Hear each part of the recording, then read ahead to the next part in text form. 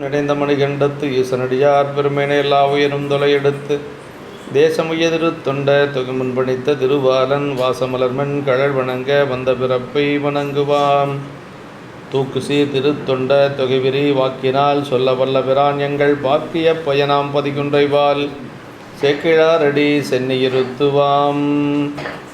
எல்லாம் வல்ல பெருமான் அருந்தரும் பன்னார் மொழியமிடமர் திரு நன்னாவுடையாருடைய திருவடிகளை வணங்கி அருந்தரும் பெருங்கருணை நாயகுடமர் பெருங்கேடிலியப்பர் திருவடி தாமர்களை மனமொழி மைகளாலை வணங்கி எம்பெருமக்கள் நாயன்மாருடைய பொன்னார் திருவடி தாமர்களை முக்கர்ணங்களாலை வணங்கி உரையாசிரியர் சிவக்கணியாவுடைய திருவடிகளை நீல நினைந்து அடியனுடைய ஞானசிரிய பெருந்தகையார் விஜயமேல சொக்கலிங்கையாவுடைய திருவடிகளை மனமொழி மைகளாலை வணங்கி எழுந்தருளி இருக்கக்கூடிய அடியார் பெருமக்களுடைய திருவடிகளை எல்லாம் வணங்கி அமைகின்றேன்.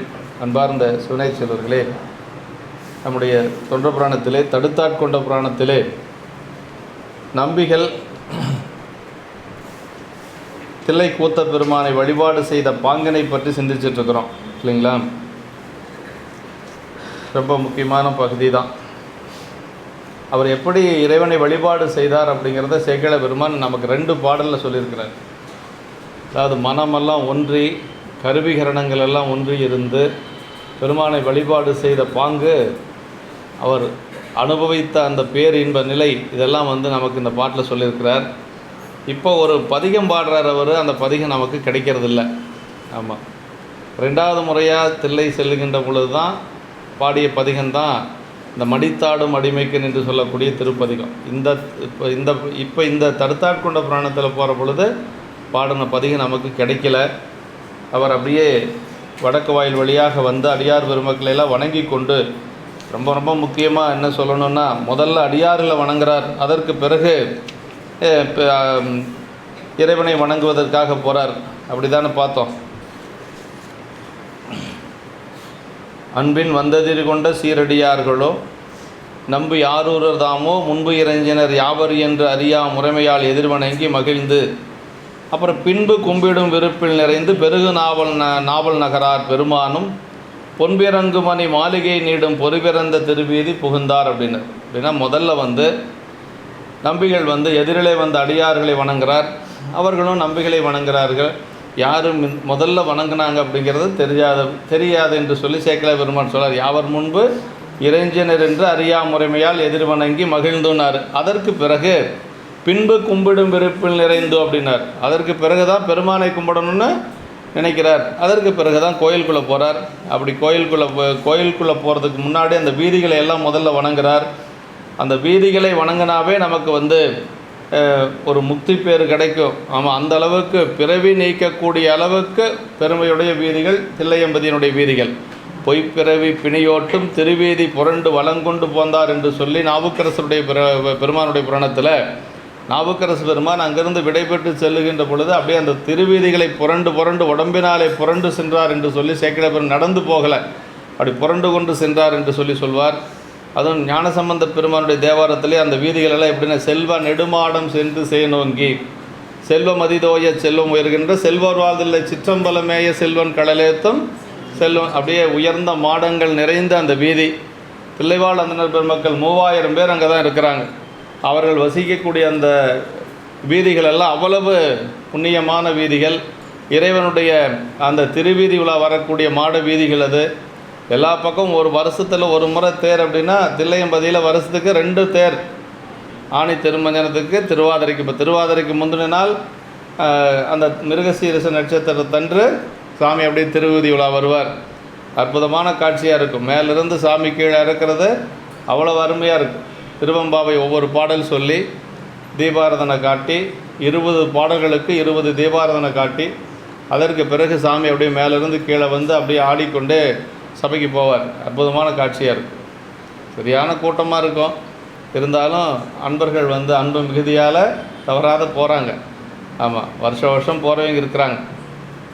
அப்படிப்பட்ட அங்கே வருகின்ற பொழுது அப்படியே பொங்கும் அன்பருவி கண்பொழி தொண்டர் போற்றிசைக்கு மொழி எல்லாம் அங்கே உள்ளே வருகின்ற பொழுது வேதங்கள் எல்லாம் முழங்கி கொண்டிருக்கிறது.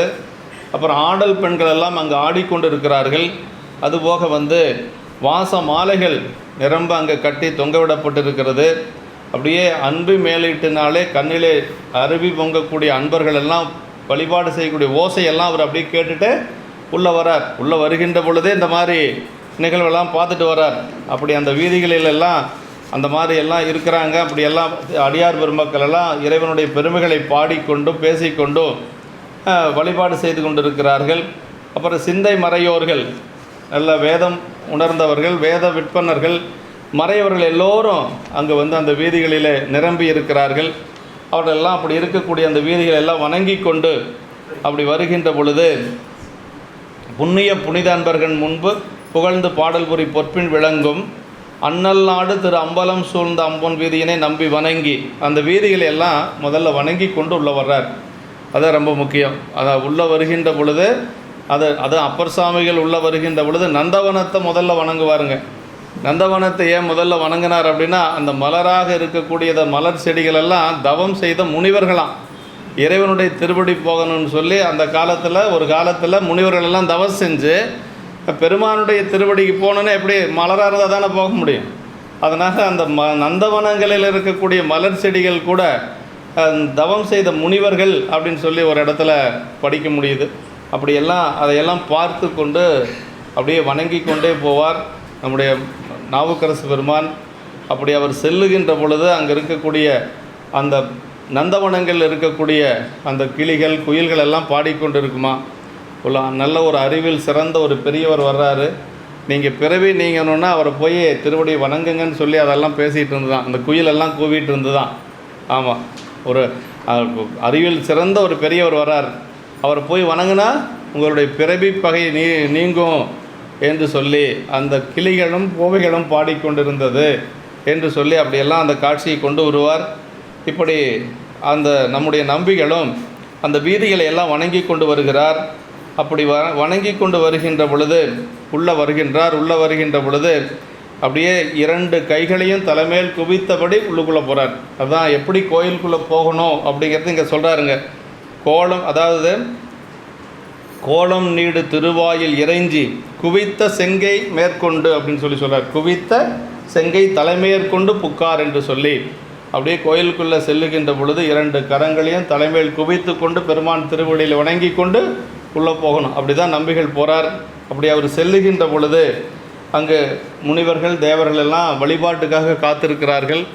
அங்கே அவர்கள் வழிபாட்டுக்காக நேரம் பார்த்து காத்துட்ருக்குறாங்க. ஏன்னா எந்தெந்த தேவர்களுக்கு என்ன நேரங்கிறது ஒதுக்கப்பட்டிருக்கு. திருமாலுக்கு ஒரு நேரம், பிரம்மனுக்கு ஒரு நேரம், இந்திரனுக்கு ஒரு நேரம். அப்புறம் கையில் பிரம்போட நந்தியம் பெருமான் அப்படியே அந்த கோயிலை வலம் வந்துட்டுருக்கிறாராம். கைலாயத்தில் எப்படியோ அதே மாதிரி தான் சிதம்பரத்துலேயும் ஒரு 3 தலங்கள் அப்படி சொல்லுவார் சேக்கிழார் பெருமான். காலத்தி சொல்லுவார், சிதம்பரம் சொல்லுவார், ஆரூர் சொல்லுவார், திருவாரூர் சொல்லுவார். இதெல்லாம் கைலாயத்துக்கு இணையான ஒரு தலங்கள். நம்ம கைலாயத்தில் என்ன சிறப்பு உண்டோ அதே சிறப்பு சிதம்பரத்துலேயும் உண்டு, திருவாரூர்லேயும் உண்டு, காலத்திலேயும் உண்டு. ஆமாம், கைலை பாதி காலத்தி பாதி நக்கீர தேவநாயனார் 11ஆம் திருமுறையில் பாடியிருக்கிறார். இப்படி காதல் அன்பர்கள், கணநாதர்கள் எல்லாரும் அடியார் பெருமக்கள் சிவகணங்கள் எல்லாம் அங்கே வழிபாடு செய்வதற்காக காத்து கொண்டு இருக்கிறார்கள். அப்படியே புண்ணிய புனித அன்பர் அப்படின்னார் நம்பிகள். புண்ணிய புனித அன்பர், புண்ணியம் செய்த புனிதமான அன்பர் என்று சொல்கிறார். அப்படி எல்லாரும் இருக்கின்ற பொழுது நம்பிகள் அப்படியே உள்ளே போகிறார். அப்படி உள்ளே செல்லுகின்ற பொழுது உள்ளே போய் திருவணுக்கன் திருவாயில் என்று சொல்லக்கூடிய அந்த திருவணுக்கன் திருவாயிலுக்கு அடுத்தது அந்த பஞ்சாக்கரப்படி என்று சொல்லக்கூடியது அங்கே போய் இப்போ நிற்கிறார். அப்படி நிற்கின்ற பொழுது சொல்கிறார், வையகம் பொலிய மறைச்சிலம்பு அரற்ற மன்றுளே மாலையன் தேட ஐயர்தாம் வெளியே ஆடுகின்றாரை அஞ்சலி மலர்த்தி முன் குவித்த கைகளோ திளைத்த கண்களோ அந்த கரணமோ கலந்த அன்பு உந்த செய்தவ பெரியோன் சென்று தாழ்ந்து எழுந்தான் திருக்களிட்டுப்படி மருகு. இது போன வாரம் நம்ம பார்த்த பாடல். அவருக்கு எப்படியெல்லாம் அந்த மாற்றம் ஏற்பட்டது அப்படிங்கிறத அப்படியே அருமையாக சொல்கிறார் சேக்கிழார் பெருமான். அதாவது குவித்த கைகளோ திளைத்த கண்களோ அந்த கரணமோ கலந்த அன்பு உந்த செய்தவ பெரியன் சென்று தாழ்ந்து எழுந்தான். அப்படி போய் நேராக விழுந்து அதற்கு பிறகு எழுந்து நின்று பெருமானை இப்போ வழிபாடு செய்து கொண்டிருக்கிறார். அந்த வழிபாடு எப்படி இருந்தது அப்படின்னா, இப்போ நாமெல்லாம் கோயிலுக்கு போனால் எப்படி வழிபாடு செய்வோம்? சாமி முன்னாடி நின்றுட்டுருப்போம், நமக்கு தெரிஞ்சவங்க யாராச்சும் வந்தாங்கன்னா இந்த பக்கம் பார்ப்போம், அப்புறமாடி இந்த பக்கம் இப்படி திரும்பி பார்ப்போம். இப்போ யாராவது பேசுனா என்னமோ பேசுகிறாங்கன்னு சொல்லி நம்மளாம் திரும்பி பார்ப்போம். அப்புறம் இந்த நெய்வேத்தியம் நல்லா கமன்னு கொண்டு போனாங்கன்னா நமக்கு உள்ளுக்குள்ளே நல்லா ஏறும் இல்லைங்களா. நமக்கு 5 புலன்களும் வேலை செய்யுங்க. ஆமாம், கோயிலுக்குள்ளே போனால் தான் வேலை செய்யாத புலன்கள் கூட வேலை செய்யும். ஆமாம், நம்ம என்னென்னமோ நினச்சி, அதாவது எப்பவுமே நினைவுக்கு வராதெல்லாம் அப்போ வரும். அதுதான் பெரிய இது. எப்பவுமே நினைக்கவே மாட்டோம், ஆனால் அதெல்லாம் கூட கோயிலுக்குள்ளே போனால் வரும். ஆனால் சுந்தரருக்கு எப்படி இருந்தது அப்படின்னா 5 பொறிகள் இருக்குது இல்லைங்களா. செவி, வாய், கண், மூக்கு, ஸ்பரிசம் இல்லைங்க. இந்த 5 பொறிகளில் வந்து காது கேட்கலை. அவர் பாட்டுக்கு சாமி முன்னாடி நின்றுட்டுருக்கிறாராம், யாரோ பேசுகிறது ஒன்றும் கேட்கலை. கண் அந்த தூக்கிய திருவடியை மட்டுமே பார்த்துட்ருக்குது. அப்புறம் மனசு எதுவுமே இல்லை, சிந்தையில் மட்டும்தான் இருக்குது. சிந்தை வந்து அந்த பெருமானுடைய திருவடியவே சிந்திச்சிட்ருக்குது. அப்புறம் மூக்கு எந்த ஒரு நாற்றமும் தெரியல, ஓசை எதுவும் அவர் காதுக்கு கேட்கலை. அப்படியே நின்றுட்டே இருக்கிறார். அப்படியே பார்த்தவர் பெருமானுடைய திருவடியை பார்த்துட்டே இருக்கிறார். இதுதான் அவர் அனுபவித்த அந்த ஒரு நிலை. இது அதற்கு பிறகு யாரெல்லாம் அனுபவித்தாங்கன்னா ஞானசம்பந்த பெருமான் அதே மாதிரி அனுபவிச்சிருக்கிறார். அவர் வந்து உணர்வின் நேர்வர வரும் சிவபோகத்தை அப்படியே ஒரு உருவத்தில் பார்த்தாராம். உமையம்மையினுடைய திருமுலைப்பால் உண்ட பொழுது அவர் என்ன ஒரு ஞானம் பெற்றாரோ அந்த ஞானத்தை வந்து ஒரு உருவமாக பார்த்தது கூத்த பெருமானை பார்த்துருக்கிறார். அதே மாதிரி நம்முடைய நாவுக்கரசு பெருமானும் முன்னாடி வந்து அப்படி கையை தூக்கி நின்றவர், அவர் உடம்பு முழுக்க அப்படியே கண்ணீரால் நனைஞ்சு போச்சு. இப்படி தான் அதே மாதிரி இப்போ நம்பிகளும் வந்து எப்படி வழிபாடு செய்தார் அப்படிங்கிறது இந்த பாட்டில் சொல்கிறார். 106வது பாட்டுங்க. 5 பேரறிவும் கண்களே கொல்ல அலப்பரும் கரணங்கள் 4ம் சிந்தையே ஆக குணமொரு 3ம் திருந்து சாத்துவிகமேயாக இந்துவால் சடையான் ஆடும் ஆனந்த எல்லையில் தனி பெரும் கூத்தில் வந்த பேரின்ப வெள்ளத்துள் திளைத்து மாறிலா மகிழ்ச்சியின் மலர்ந்தார். 5 பேரறிவும் கண்களே கொல்ல அப்படின்னார். அப்படின்னா இந்த திருப்பாட்டு தாங்க நம்முடைய எல்லாரும் போற்றி வழிபாடு செய்கிறோம் இல்லைங்களா. குமரகுருபரர் வந்து குழந்தை பிறந்து 7 வயசு வரைக்கும் அவர் வாய் பேசலை. அப்புறம் முருகப்பெருமானுடைய திருவருளால் திருச்செந்தூரில் போய் அவ அப்பா அம்மாலாம் தவம் இருந்து அந்த வாய் பேசாத குழந்தை வாய் பேச ஆரம்பிச்சது. வாய் பேச ஆரம்பித்ததுலேருந்து பாடிட்டே இருக்கிறார், நிற்காமல் பாடிட்டே இருக்கிறார். அவர் வாய் பேசாத வாய் இப்போ பேசாது இருக்கவே முடியல. ஆமாம், வாய் வந்து பேசி பாடிட்டே இருக்குது. எல்லாம் இறைவனை பற்றி தான், முருகப்பெருமானை பற்றி, உமையம்மையை பற்றி நிறைய பிள்ளை தமிழ் பாடியிருக்கிறார். அப்படியெல்லாம் பாடிட்டே இருக்கிறார். அப்போ வந்து யாராவது ஒரு குருநாதரை அவர் தேர்ந்தெடுக்கணும்னு நினைக்கிறார். யாரை குருநாதராக தேர்ந்தெடுக்கிறன்னு அவருக்கு தெரியல. அவரே என்ன பண்ணுறாருன்னா தருமபுரம் போகிறார். தருமபுரத்தில் போய் அப்போ 3வது குருமகா சன்னிதானங்களாக இருந்தவர் மாசிலாமணி தேசிகர். மாசிலாமணி தேசிகர்கிட்ட போய் வணங்கி நிற்கிற பொழுது, ஏப்பா நீ எல்லா கோயிலும் போய் வழிபாடு செய்கிற, பாடுற, நல்லா பாடுற, இந்த 5 பேர் அறிவும் கண்களே கொள்ளுங்கிற பாட்டு இருக்குது இல்லையா, சுந்தரமூர்த்தி சாமிகளுடைய அனுபவ பொருள் சொல்லு. பாட்டுக்கு பொருள் கேட்டால் சொல்லியிருப்பார், அனுபவ பொருள் கொஞ்சம் சொல்லு அப்படின்னு சொல்லி கேட்டிருக்கிறார். அப்படி கேட்ட உடனே அந்த இடத்துல அவருக்கு வந்து அப்படியே வாக்கு நின்று போச்சு. அவருடைய அனுபவ பொருள் எப்படி சொல்ல முடியும்? சுந்தரர் அனுபவித்த வந்து யாராலும் சொல்ல முடியாது. சேக்கிழார் பெருமானே முழுமையாக சொல்லலின்னு தான் சொல்கிறார்.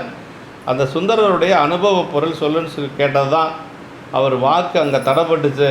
இவர் தான் நமக்கு குருநாதர் என்று சொல்லி அவரையே குருநாதராக ஏற்றுக்கொண்டார் குமரகுருவர்.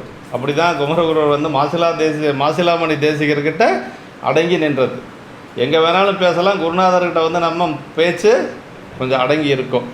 அதுதான் அந்த அனுபவம் தான் அது சொல்லுவாங்க. குறிப்பில் கூட கொடுத்துருக்கிறார்.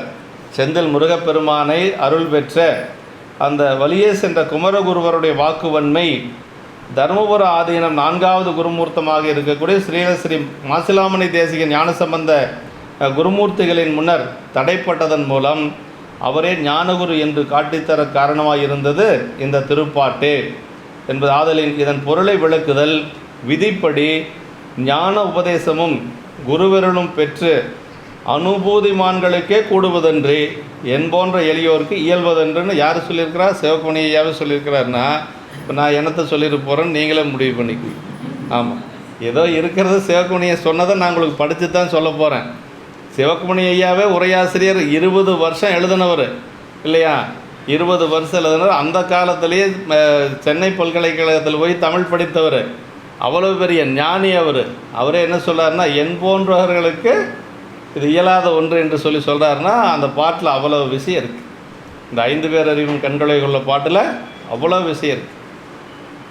ஆமாம், 5 பேர் அறிவு. முதல்ல 5 பொறிகள்லாம் என்னென்னு தெரிஞ்சுக்கணும் நம்ம இல்லையா? மெய், உடம்பு, அப்புறம் கண், காது, வாய், மூக்கு இல்லைங்களா? இதுதான் 5 பேர் அறிவும் அப்படிங்கிறது. இப்போ நமக்கு யாராவது பேசுனா கேட்கும், யாராவது மேலே ஏதாவது யாராவது தொட்டாங்கன்னா நமக்கு தெரியும். இதெல்லாம் இயல்பாக இருக்கக்கூடிய ஒரு நிலை இல்லைங்களா? 5 பொறிகளும் எப்பொழுதும் நமக்கு ரொம்ப இந்நேரம் அலர்ட்டாக இருக்குதுன்னு சொல்கிறோம் இல்லையா? அது மாதிரி இருக்கும். ஆனால் அவருக்கு எதுவுமே வேலை செய்யலை. கண் மட்டும்தான் வேலை செஞ்சுருக்கு. அதான் சொல்கிற 5 பேர் அறிவும் கண்களே கொல்ல அப்படின்னு சொல்லி, அதாவது 5 வகையாக 5 வழிகளிலே பெயர்கின்ற அறிவு ஒன்றே ஆயினும் 5 வெவ்வேறு புலன்வழியே சென்று 5 வெவ்வேறு பொறிகளின் மூலம் 5 வெவ்வேறு பொருள்களை அறியுமாதலின் 5 அறிவு. அதாவது திருமந்திரத்தில் ஒரு பாட்டு இருக்குங்க. பார்ப்பான் அகத்திலே பார்ப்பசு 5 உண்டு, மேய்ப்பாரின்றிய வெறித்து திரிவன, பார்ப்பான முண்டாகில்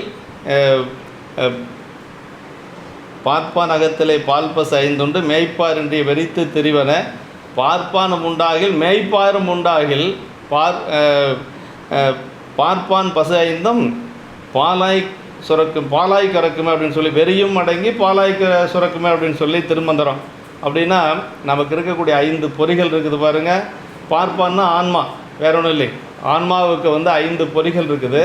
சரியான குருநாதர் இல்லாதனால அதாவது அங்கே அப்படியே இருக்குதான், புலன்கள் எல்லாம் அடங்காமல் இருக்குது. நல்ல குருநாதர் கிடைச்சாச்சுன்னா அந்த பொறிகள் எல்லாம் அடங்கி அதெல்லாம் என்ன சிவஞானமாக பொழியுமா? அப்படின்னா நல்ல குருநாதர்கிட்ட நாம் போய் அடங்கி நிற்கின்ற பொழுது அந்த பொறிகள் புலன்கள் எல்லாம் அடங்கி நமக்கு நல்ல சிவஞானம் கிடைக்கும் அப்படிங்கிறத அதில் சொல்கிறாருங்க. இப்போ நம்பிகளுக்கு யார் சிவபெருமானே அங்கே ஆட்கொண்டார் இல்லையா?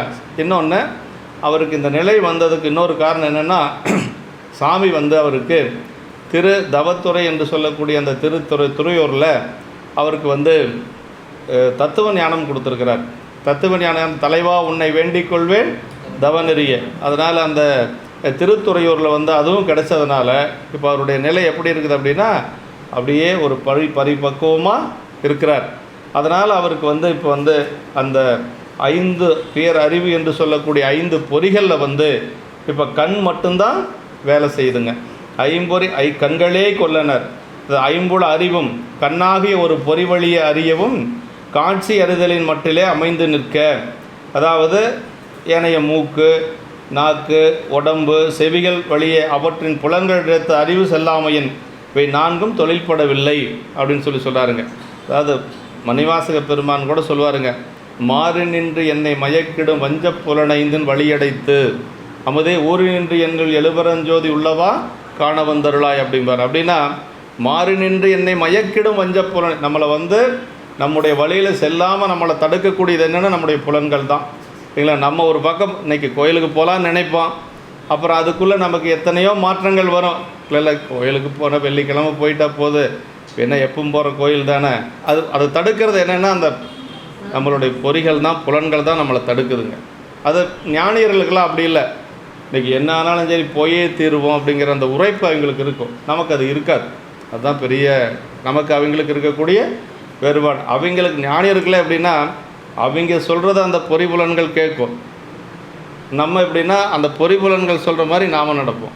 அதான் நமக்கு அவங்களுக்கு இருக்கக்கூடிய ரெண்டும் யாராவது ஏதாவது ஒன்று சொல்கிறது தான் கேட்குறோம். நம்ம சொல்கிறத அது கேட்காது, ஆனால் அவங்க சொல்கிறத அது கேட்கும். அதுதான் அந்த பக்குவம் உடையவங்களுக்கு நமக்கு இருக்கக்கூடிய வேறுபாடு. அந்த திருத்தொண்டின் உரைப்பு அப்படின்னு சொல்கிறோம் இல்லைங்களா, அது அந்த பெரியவங்களுக்கு தான் இருக்குது. இப்போ அது மாதிரி மற்ற எதுவும் வேலை செய்யலை. கண் கண்டு கொண்டே நிற்க, காது கேளாது, மூக்கு முகராது என்றபடி மற்ற எதுவும் வேலை செய்யலை. வாயொன்று சொல்ல, அதாவது நம்முடைய திருமந்திரம் சொல்லுதுங்க, வாயொன்று சொல்ல, மனம் ஒன்று சிந்திக்க, நீ ஒன்று செய்ய, உறுதி நெடுந்தகாய், தீயென்று உன்னை தெளிவன் தெளிந்தபின் பேயென்றுங்கு என்னை பிறர் தெளியாறு என்று சொல்லி 6ஆம் தந்திரத்தில் வந்து நம்ம வாய் ஒன்று பேசிகிட்டு இருக்கோம், மனசு ஒன்று சிந்திச்சிட்ருக்கோம், அதே மாதிரி நம்ம ஒன்று செஞ்சிட்ருப்போன்ட்டு சொல்லி, அதாவது அங்கங்கே வேலை செஞ்சிட்ருக்கோம் அப்படின்னு சொல்லுவது போல் அப்படியெல்லாம் இல்லாமல் சுந்தரருக்கு இப்போ கண்ணு மட்டும்தான் வேலை செய்யுது. அந்த கண்ணும் வந்து அந்த பெருமானுடைய தூக்கிய திருவடியவே பார்த்துட்ருக்கு. அது மாதிரி மாறி நின்று என்னை மயக்கிடும் வஞ்ச பொருடைந்தின் வடியடைத்து என்று சொல்லி நமக்கு வாதபுரடிகள் சொல்கிறார். இப்படி இந்த மேற்பாட்டிலே கைகளோ, போன பாட்டில் என்ன சொல்கிறார், கைகளோ கண்களோ கரணமோ என்ற ஐயப்பாட்டை உணர்த்த ஓகாரங்களால் கூறிய ஆசிரியர் அஞ்சலித்து தாழ்ந்ததன் பயனாக, அப்படி கையை கூப்பி கொண்டு உள்ளே தாழ்ந்து உள்ளே வந்ததன் பயனாக என்ன ஆச்சுப்பா, அந்த திளைத்த கைகளோ அந்த கரணமோ நல்லா சொன்னார் இல்லையா. இப்போ எதுவும் சொல்லலை. இப்போ என்ன சொன்னார், 5 கண்களே கொல்ல அப்படின்னா கண்ணு மட்டும்தான் வேலை செய்து இருக்குது, மற்ற கரணங்கள் எதுவும் வேலை செய்யலை அப்படின்னு சொல்கிறாருங்க. மலர்த்துதல்னால் இறைவனி வலுவாது நிற்கக்கூடிய அந்த துரிய நிலை. மலர்தல் அப்படின்னா போத நிலையில் முடிந்த துரியாதீத நிலை என்று சொல்லி சொல்கிறாருங்க. கண்களுக்கு சொல்லியவாறு கரணங்கள் 4 சிந்தையே ஆக என்ற இடத்த அந்த கரணங்கள் 4 உள்ளே ஒளிந்த ஏனைய சிந்தை அகங்காரம் முதலியவர்கள் வந்து தொழில் படாது 4 வந்து சிந்தையின் தொழிலாக. அந்த கரணம் என்ன, மனம் புத்தி சித்தம் அகங்காரம் 4 தான் உட்கருவிகள்னு பேருதுக்கு. இது உட்கருவி. இப்போ வெளியில், இப்போ நான் இந்த 5 சொன்னது வெளியில், இப்போ அந்த 4 வந்து உள்ளுக்குள்ளே இருக்கக்கூடியது. மனம் புத்தி, அப்புறம் மனம் பற்றுவது, அதாவது ஒரு பொருள் மீது பற்றுவது மனம்ங்க. புத்தி என்று சொல்லுவது நிச்சயிப்பது. இப்போ யாராவது ஒருத்தர் வராங்க, யாரோ வராங்க அப்படின்னு சொல்லி மனம் பற்றும், இன்னார் அப்படின்னு சொல்லி புத்தி நிச்சயிக்கும். சித்தம் வந்து சிந்திக்கும், அவர் தானான்னு சொல்லி சிந்திக்கக்கூடியது. அகங்காரத்துக்கு என்ன வேலைன்னா அவர் தான், இப்போ வந்தவர் ராமசாமினா ராமசாமி தான் அப்படின்னு சொல்லி அது முனைத்து நிற்பது அகங்காரத்தினுடைய வேலை. இந்த 4 கருவிகளில் வந்து அவருக்கு எது வேலை செஞ்சது அப்படின்னா சிந்தை மட்டும்தான் வேலை செஞ்சதுங்க. சிந்தை எப்படி வேலை செஞ்சது, கூத்தப்பெருமானுடைய திருவடியிலேயே இருந்தது. அதுதான் பெரிய, அந்த தூக்கிய திருவடியிலேயே இருந்தது. அதான் குணம். அதாவது 5 பேரறிவும் கண்களே கொல்ல அளப்பரும் கரணங்கள் 4 சிந்தையே ஆக, அதுக்கு பேர் உட்கருவிகள்னு பேர். அது வேறு எதுவும் வேலை செய்யலை, அந்த சிந்தை மட்டும்தான் வேலை செஞ்சது அப்படிங்கிறார். அப்புறம் மறுபடியும் என்ன சொல்கிறாருன்னா, குணமொரு 3 திருந்து சாத்துவிகமேயாக. நமக்கு 3 குணங்க. ஒன்று ரஜோகுணம், தமோகுணம், சாத்விக குணம். ரஜோகுணம் அப்படிங்கிறது வந்து ஆணவமலம் அதிகமாக இருக்கக்கூடிய குணங்க. அதாவது நம்ம செய்ய தவறான செயல்களை எல்லாம் செய்கிறவங்களுக்கு பார்த்தா அவங்களுக்கு எந்த குணம் மேலோங்கி இருக்கும், ரஜோகுணம் தான் மேலோங்கி இருக்கும்.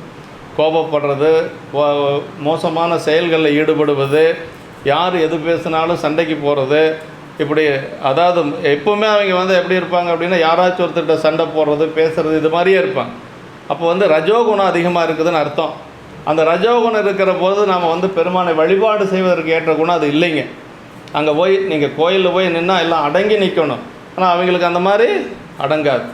இப்போ இன்னொரு குணம் என்னென்னா தமோ குணம் அப்படிங்கிறது, அதுவும் ஆணவமல சார்பான குணம்.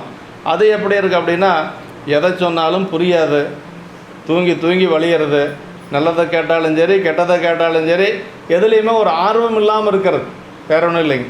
எதுலேயுமே வந்து ஒரு இன்வால்வ்மெண்ட் இல்லாமல், இப்போ வழிபாடாக இருந்தாலும் சரி எதுவாக இருந்தாலும் சரி சரி நமக்கு என்ன அப்படிங்கிற மாதிரி, அதுக்கு பேர் தமோ குணம்னு பேர். அப்புறம் இன்னொரு குணம் சொல்கிறாரு பார்த்தீங்களா, சாத்விக குணம் அப்படிங்கிறது, அதுதான் நல்ல குணங்க. நல்ல குணங்கள் நிறைந்தது சாத்விகம்தான். அந்த சாத்விக குணத்தை, அதை ரொம்ப சாதுன்னு சொல்கிறோம் இல்லையா, ரொம்ப சாத்விகமாக இருப்பார் ஐயா அவர் அப்படின்னு சொல்கிறோம் இல்லையா. அப்படின்னா என்னென்னா அவங்களுக்கு கோபமே வராது, எப்பொழுதும் பெருமானுடைய சிந்தனையிலேயே இருப்பாங்க. அப்படி இருக்கக்கூடிய நிலை தான் பெருமானை வழிபாடு செய்வதற்கு ஏற்ற நிலைங்க. அந்த சாத்விக குணத்தில் வழிபாடு செய்கின்ற பொழுது தான் இறைவனுடைய முழுமையான அந்த பேரின்பத்தை நாம் அடைய முடியும். ஆமாம், சாமி கூத்த பெருமான் பேர் என்ன தெரியுங்களா, ஆனந்தமா நடராஜ பெருமான் பார். தர்மபுரசாமி பெரியவர் முதல்ல இருந்தவர் 26வது குருமகா சன்னிதானம் என்ன சொல்வார்னா, ஆனந்தமா நடராஜ பெருமான்னு தான் சொல்வார், கூத்த பெருமான் கூட சொல்ல மாட்டார். அவருக்கு பேர் ஆனந்தமா அந்த நடராஜ. அந்த ஆனந்தம் எப்போ கிடைக்கும் அப்படின்னா சாத்விக குணத்திலிருந்து பெருமானை வழிபாடு செய்தால் தான் கிடைக்கும். அப்புறம் சாத்விக குணத்தில் இருக்கிற பொழுது வேறு சிந்தனைகள் எதுவும் வராது. அப்பர் சுவாமிகள் வழிபாடு செய்ய போகிற பொழுது சிதம்பரத்துக்கு அப்படி போனார். ஒன்றியிருந்த நினைமென்கள் உந்தமக்கு ஊனமில்லை, கன்றிய காலனை காலால் காய்ந்தான் தன் அடியவர்க்காய் சென்று தொழுமில் தில்லையில் நட்டம் என்று வந்தா என்னும் எம்பெருமான் தன் திருக்குறிப்பே அப்படின்னாருங்க. அதாவது உள்ளே போகிற பொழுது அப்பர் சாமிகளுக்கு வந்து வேறு சிந்தனையே இல்லையாம், அப்படியே கூத்த பெருமானவே நினச்சிட்டு போனாராம். அப்படி நினச்சிட்டு போனதுனால சாமி வந்து அந்த அபயகரன் ஒன்று இருக்குது, இப்படி இருக்குது இல்லைங்களா, அந்த அபயகரத்திலேருந்து ஏதோ அவருக்கு ஒரு சமிக்சை தெரிஞ்சுதான், எப்பப்பா வந்த அப்படின்னு சொல்லி சாமி கேட்ட மாதிரி இருந்துதான். என்று வந்தா என்னும் எம்பெருமான் தான் அவர் தேவரத்தில் சொல்கிறார், எப்பப்பா வந்த அப்படின்னு சொல்லி கேட்ட மாதிரி இருந்தது அப்படின்னு சொல்லி பாடுறார். அப்படின்னா அவர் இருந்தது என்ன, ஒன்று இருந்த நினைமின்கள்னர். அப்படி பெருமானை வழிபாடு செய்கின்ற பொழுது அந்த ஒரு ஒருமைப்பாடு வரணும். அதுதான் சுந்தரருக்கு வந்ததுக்கு காரணம். அந்த சாத்விக குணம் அப்படிங்கிறது ரொம்ப ரொம்ப முக்கியம். அந்த சாத்விக குணத்தில் இருந்தார். இப்போ 5 கருவிகளில் கண்ணு மட்டும் வேலை செய்யுது, அந்த கரணங்களில் சிந்தை மட்டும் வேலை செய்யுது. இந்த குணம் என்று சொல்லக்கூடிய 3 குணங்களில் சாத்விக குணத்தில் இப்போ இருக்கிறார். அப்படி இருக்கிற பொழுது அதான் அவர் சொல்கிறார், கண்களே கொள்ள புறக்கருவிகளாகிய பொறிகள் அடைந்த நிலையும் சிந்தையேயாக என்றதனால் அவற்றை கலக்கும் அகக்கரணங்கள் பெற்ற நிலையும் சாத்விகமேயாக என்றதனால் அந்த கரண புறக்கரணங்களை தூண்டி பிரேரிக்கும் முக்குணங்கள் உற்ற நிலையும் உணர்த்தினார்.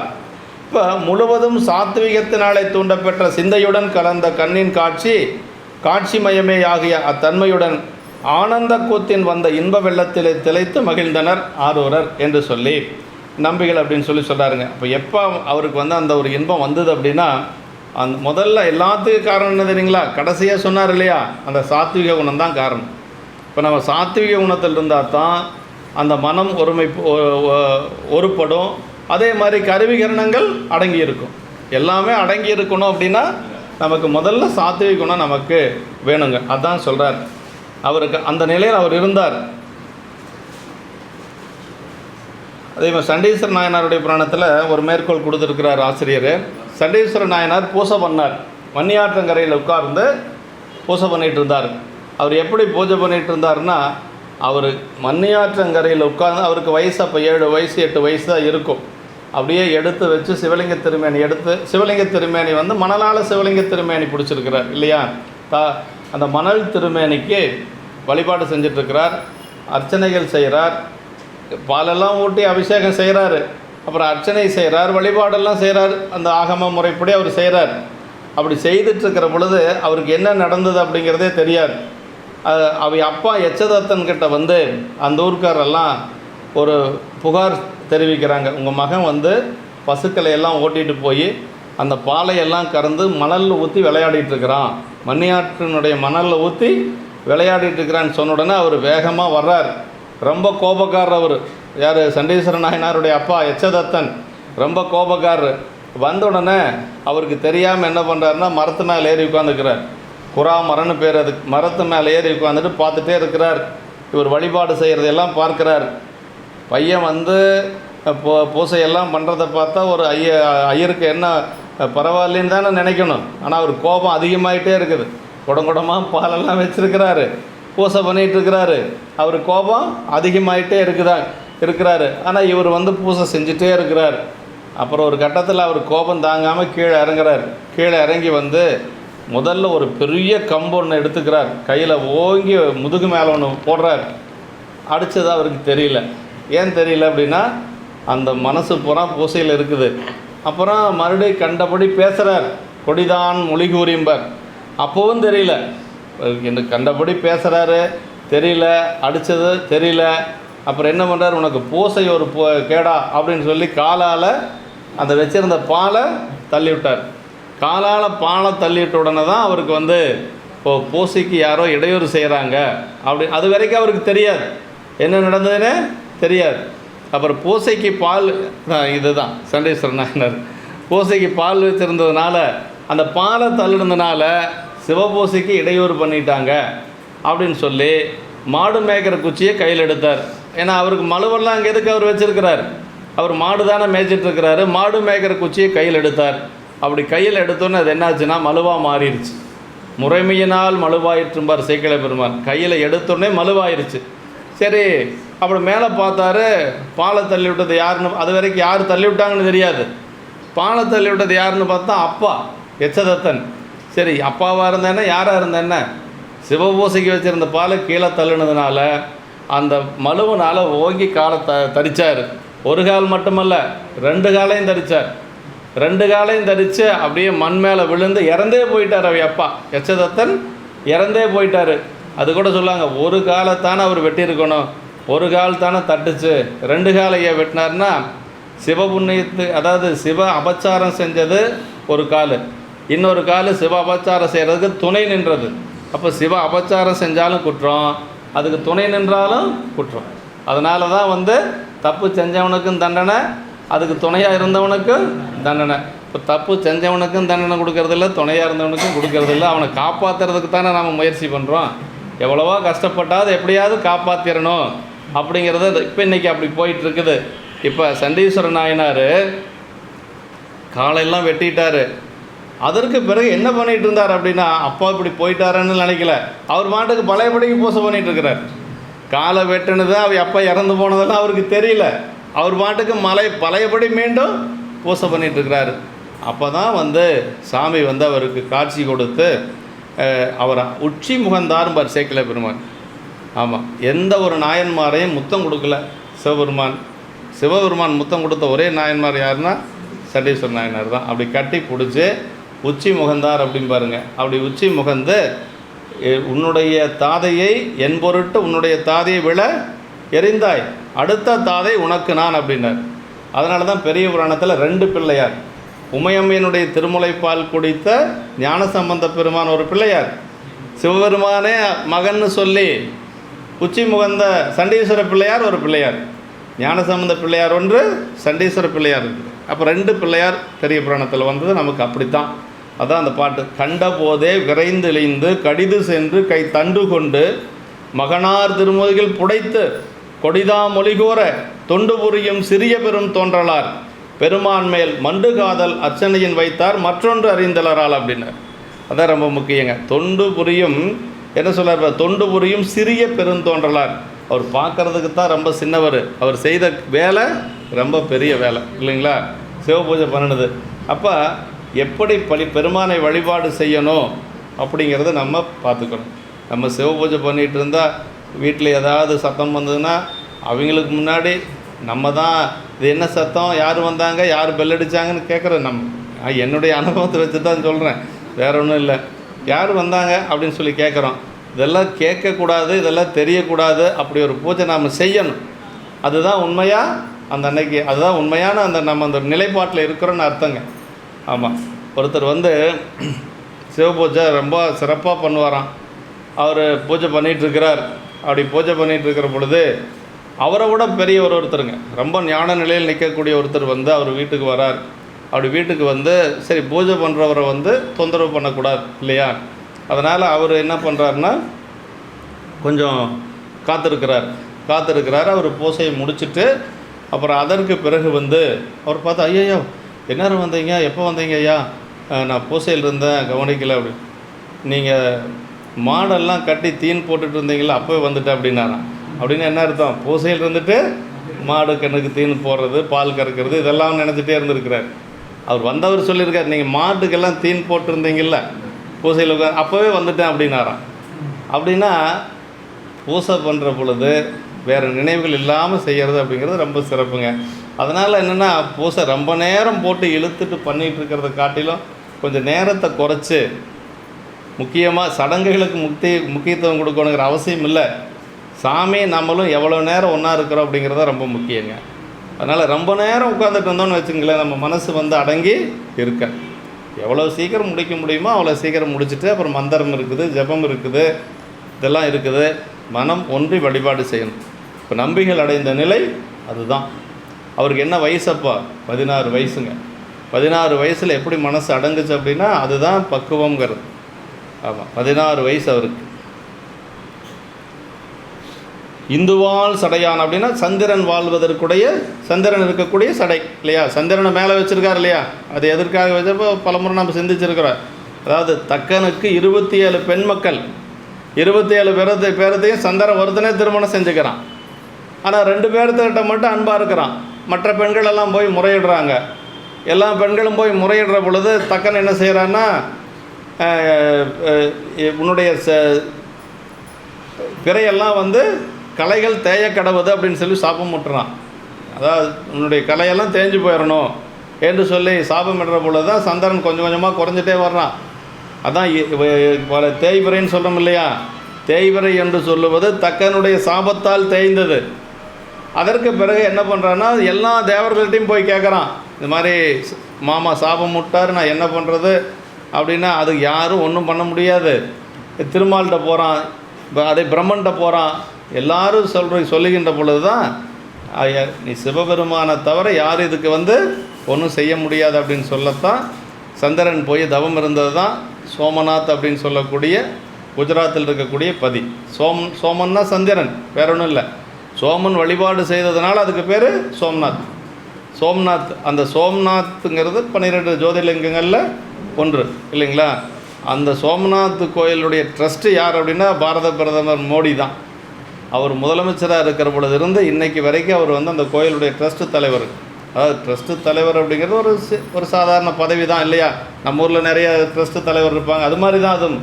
ஆனால் எவ்வளவு உயர்ந்த பதவிக்கு வந்தாலும் கூட அந்த கீழே இருக்கக்கூடிய இதை விடக்கூடாது அப்படின்னு சொல்லி அவர் வந்து ட்ரஸ்ட்டு தலைவர் இன்றைக்கும் அவர் தான் சொல்லுவாங்க. சோம்நாத் கோயிலுக்கு அவர் வந்ததுக்கு பிறகு அந்த கோயிலை நல்லா வளர்ச்சி பண்ணார். அதனால் அதற்கு பிறகு அங்கே போய் வழிபாடு செஞ்சு பெருமானுடைய திருவடியில் அவன் விழுந்து சரணாகதி அடைந்ததுனால சாமி என்ன பண்ணார்னா, தன்னுடைய முடி மேலே தூக்கி வச்சார், தலை மேலே தூக்கி வச்சார். அதற்கு பிறகு வளர ஆரம்பித்தது. அது ஒற்றைக்கடை சந்திரன் பேருங்க. அந்த சந்திரன் மீண்டும் வளர்ந்தது. பெருமானுடைய திருவருளால் வளர்ந்தது வளர்பிறை, தக்கனுடைய சாபத்தால் தேய்ந்தது தேய்பிறை. இதுதான் வளர்பிறை தேய்பிறை அப்படிங்கிறது நமக்கு வந்தது. அதான் இந்துவால் சடையான். அப்படி இந்துன்னா சந்திரனுங்க. சந்திரன் இருக்கக்கூடிய சடையுடையவன் சிவபெருமான். அதை இந்துவால் சடையான் ஆடும் ஆனந்த எல்லையில் அப்படிங்கிறது தனிப்பெரும் கூத்து என்று சொல்லுவது அதானுங்க.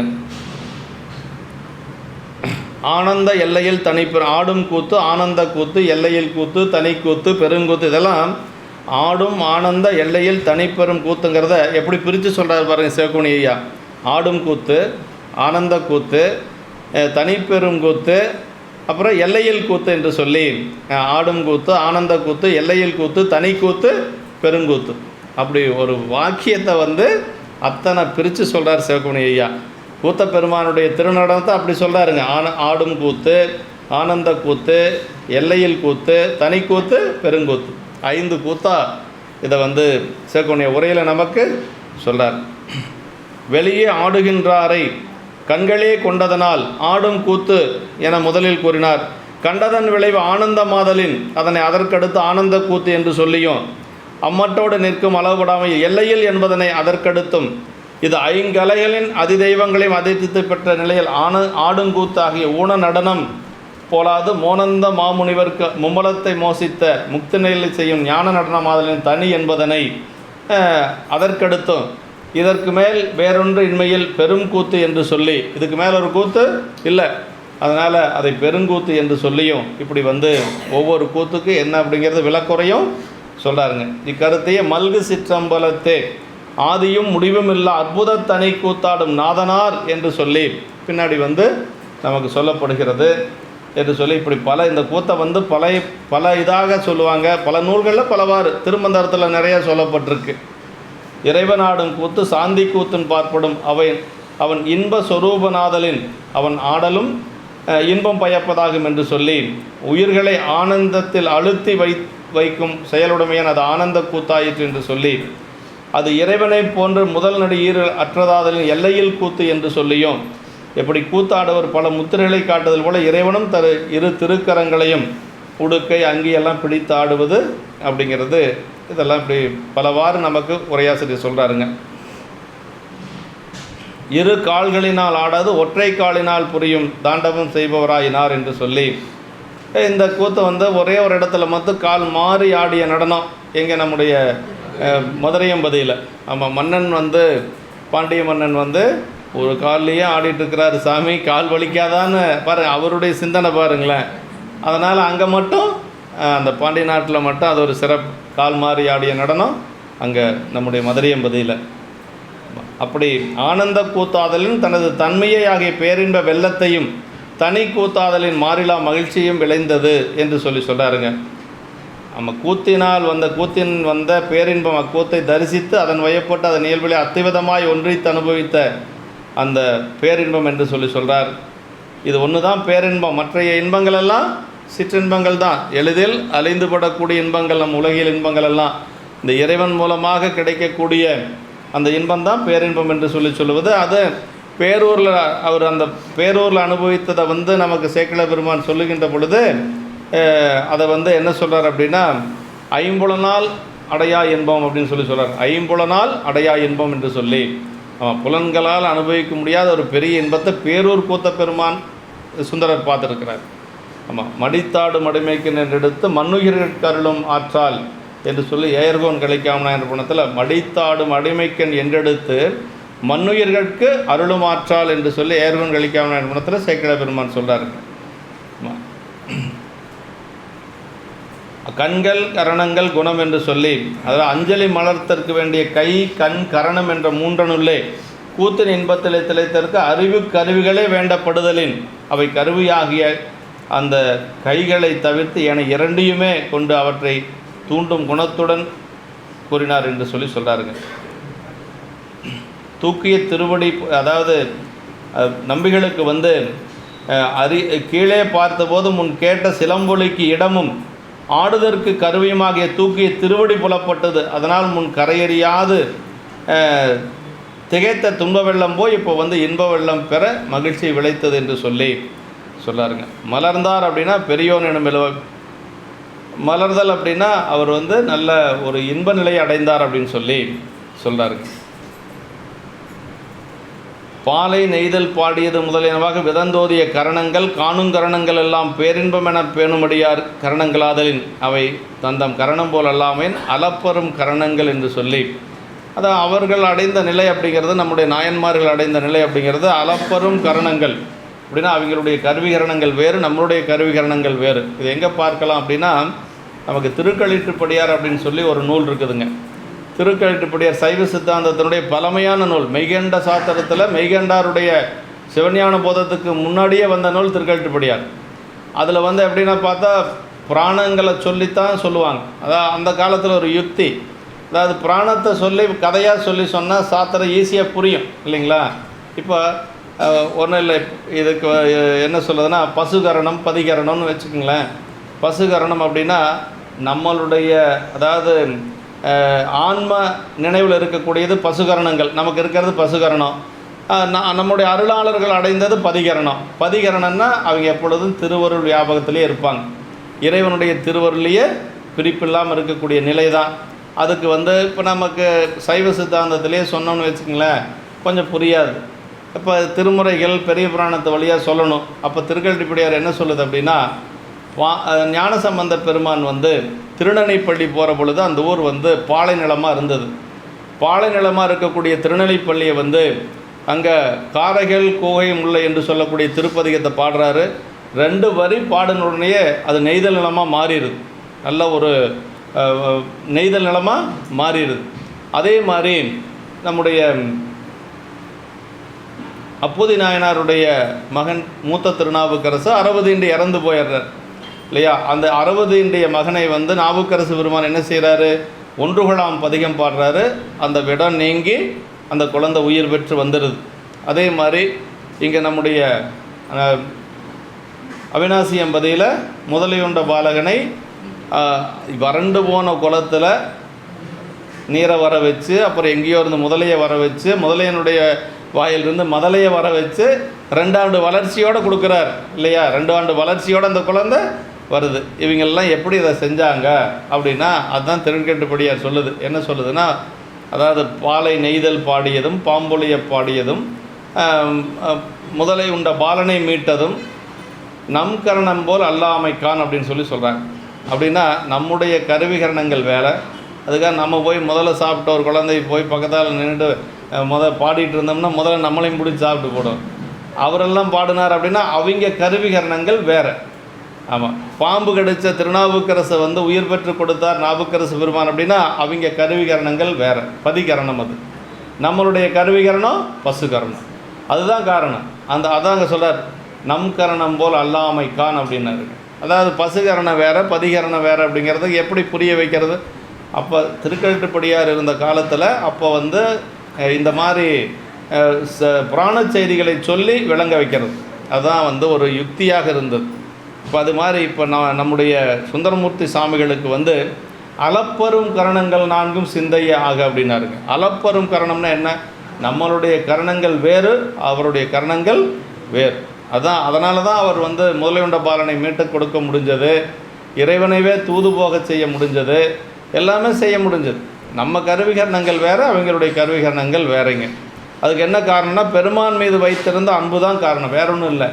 தம்பிரானை தன் உள்ளம் தளியவன் நம்பி ஆரூரன் நாம் தொழும் தன்மையன் அப்படின்னு சொல்லி சொல்கிறார். முக்குணங்களும் முக்திக்கே விக்கத்தை முடிக்கும் இயல்பினின்று திருந்தி அதற்கு அனுகூலமாக முடிக்கும் இயல்பினில் நிற்றலின் திருந்து சாத்விகமேயாக என்று சொல்லி சில சாத்வீகமான குணம்தான் இருக்கிறதுலையே நல்ல வழிபாடு செய்வதற்கு ஏற்ற குணம். அது மட்டுமல்ல, எல்லாருக்கும் ரொம்ப ஒரு நல்ல ஒரு பக்குவமாக இருக்கிறவங்கள பார்த்தோம்னா என்ன சொல்லுவாங்க, ரொம்ப சாத்வீகமாக இருக்கிறார் அவர் அப்படின்னு சொல்லுவாங்க இல்லைங்களா. அப்போ சாத்வீகமாக இருக்கிறது தான் பக்குவம் உடையவங்களுக்கு அடையாளம். ஒருத்தர் பக்குவமாக இருக்கிறாருன்னு எப்படி தெரிஞ்சுக்கிறது அப்படின்னா, அவங்க ரொம்ப சாத்வீகமாக இருப்பாங்க, அவங்களுக்கு அவ்வளோ சீக்கிரமாக கோபம் வராது, அந்த மாதிரி எல்லாம் இருக்கக்கூடியது தான். இப்போ நம்முடைய சுந்தரமூர்த்தி சாமிகள் வழிபாடு செஞ்சதை முதல் பாட்டு இப்படி சொல்கிறாருங்க. அதே நம்முடைய ஞானசம்பந்த பெருமான் எப்படி வழிபாடு செய்தார் அப்படிங்கிறத ஞானசம்பந்த பெருமானுடைய புராணத்தில் சொல்கிறார் சேக்கிழ பெருமான். உணர்வின் நேர்வர வரும் சிவபோகத்தை ஒளிவின்றி உருவின்கண் அணையும் ஐம்பொறி அளவினும் எளிவர அருணினை எனப் போற்றி இணையில் வன்பெரும் கருணையை ஏத்தி முன் எடுத்த சொற்பதிகத்தில் புனரும் இன்னிசை ஆடினார் பொலிந்தார் விழி மாறி என்று சொல்லி அவருடைய நிலை சொல்றார். ஆடினார் பாடினார் பொலிந்தனர் விழி மாறி, அப்படியே கண்களில் நீர் தாரதாரையாக வருது. சொல்ற உணர்வின் நேர்பெற வரும் சிவபோகத்தை ஒளிவின்றி உருவின்கண் அணையும் ஐம்பொறி அளவினும் அப்படிங்கிறார். அதாவது அவர் உமையம்மனுடைய திருமுலைப்பால் உண்ட பொழுது ஒரு ஞானம் பெற்றார். அந்த ஞானம் என்ன ஞானம்? சிவஞானம் என்று சொல்லக்கூடிய ஞானம். அந்த சிவஞானத்தை வந்து இப்போ ஒரு உருவத்தின் மூலமாக பார்க்கிறாராம். கூத்த பெருமான் மூலமாக அந்த ஒரு காட்சி அவருக்கு கிடைக்கும். அது மாதிரி அவரை சொல்கிறார். அதே மாதிரி நம்முடைய நாவுக்கரசு பெருமானை சொல்லுகின்ற பொழுது அப்படியே இதே மாதிரி முன்னாடி போய் நின்னார், 2 கையும் தூக்கி தலை மேலே வச்சார். சொல்கிறார், கையும் தலைமிசை அஞ்சலி என கண்ணும் பொழிமழை ஒளியாதே. அப்படியே கண்ணில் நீர் வருது, நிற்காமல் வந்துகிட்டே இருக்குது. வர்ற நீர் அப்படியே வந்துகிட்டே இருக்குது. ஆமாம், கண்ணும் பொலிமலை ஒளியாதே பெய்யும் தகையன. அப்புறம் கரணங்களும் உடன் உருகும் பரிவின. கரணங்கள் உள்ளே இருக்கக்கூடிய அந்த கரணங்களெல்லாம் அப்படியே உருகி வழிபாடு செய்கிறாராம். அதான் சொல்கிறார், கரணங்களும் உடன் உருகும் பரிவின பேரெய்தும் மெய்யும் தரை மிசை விழும் முன் எழுதரும். இப்படி கீழே விழுகிறாரு, அந்த ஆனந்தத்தில் கீழே விழுகிறாரு, மீண்டும் எழுந்திருச்சு நிற்கிறாரு. அப்புறம் என்ன சொல்கிறாரு, மின்தாள் சடையொடு நின்றாடும் ஐயன் திருநடம் எதிர் கும்பிடும் அவர் ஆர்வம் பெருகுதல் அளவின்றால். அப்படியே அளவில்லாத ஒரு ஆர்வம், ஒரு ஆனந்தம் அவருக்கு ஏற்பட்டது. கீழே விழுகிறாரு, மீண்டும் எழுந்திருக்கிறாரு, பெருமான் முன்பு போய் நிற்கிறாரு, கண்ணில் தண்ணி வருது, வந்துட்டே இருக்குது. யார்? நாவுக்கரசு பெருமானுக்கு. இப்படி தான் அவரும் வழிபாடு செய்திருக்கிறார். 3 பெருமக்களும் வழிபாடு செய்த பாங்க பார்த்தா ஒரே மாதிரியே வழிபாடு செய்திருக்கிறாங்க. அப்போ கூத்தப்பெருமானுடைய வழிபாட்டில் அந்த மாதிரி இருக்குது. அடுத்த பாட்டில் சொல்கிறார் பாருங்கள். இப்போ அந்த இன்பத்தை அனுபவித்தார். அந்த இன்பத்தை அனுபவித்தவர் இப்போ என்ன சொல்கிறார் அப்படின்னா, சேக்கிழ பெருமான் என்ன சொல்கிறாருன்னா, அவர் கைலாயத்தில் முதல்ல யாருக்கிட்ட இருந்தார்? சாமியோடு இருந்தார் இல்லையா? சாமியோடு இருக்கிற பொழுது எவ்வளோ இன்பமாக இருந்திருப்பார். அங்கே ஏதாவது துன்பத்துக்கு இடம் உண்டா?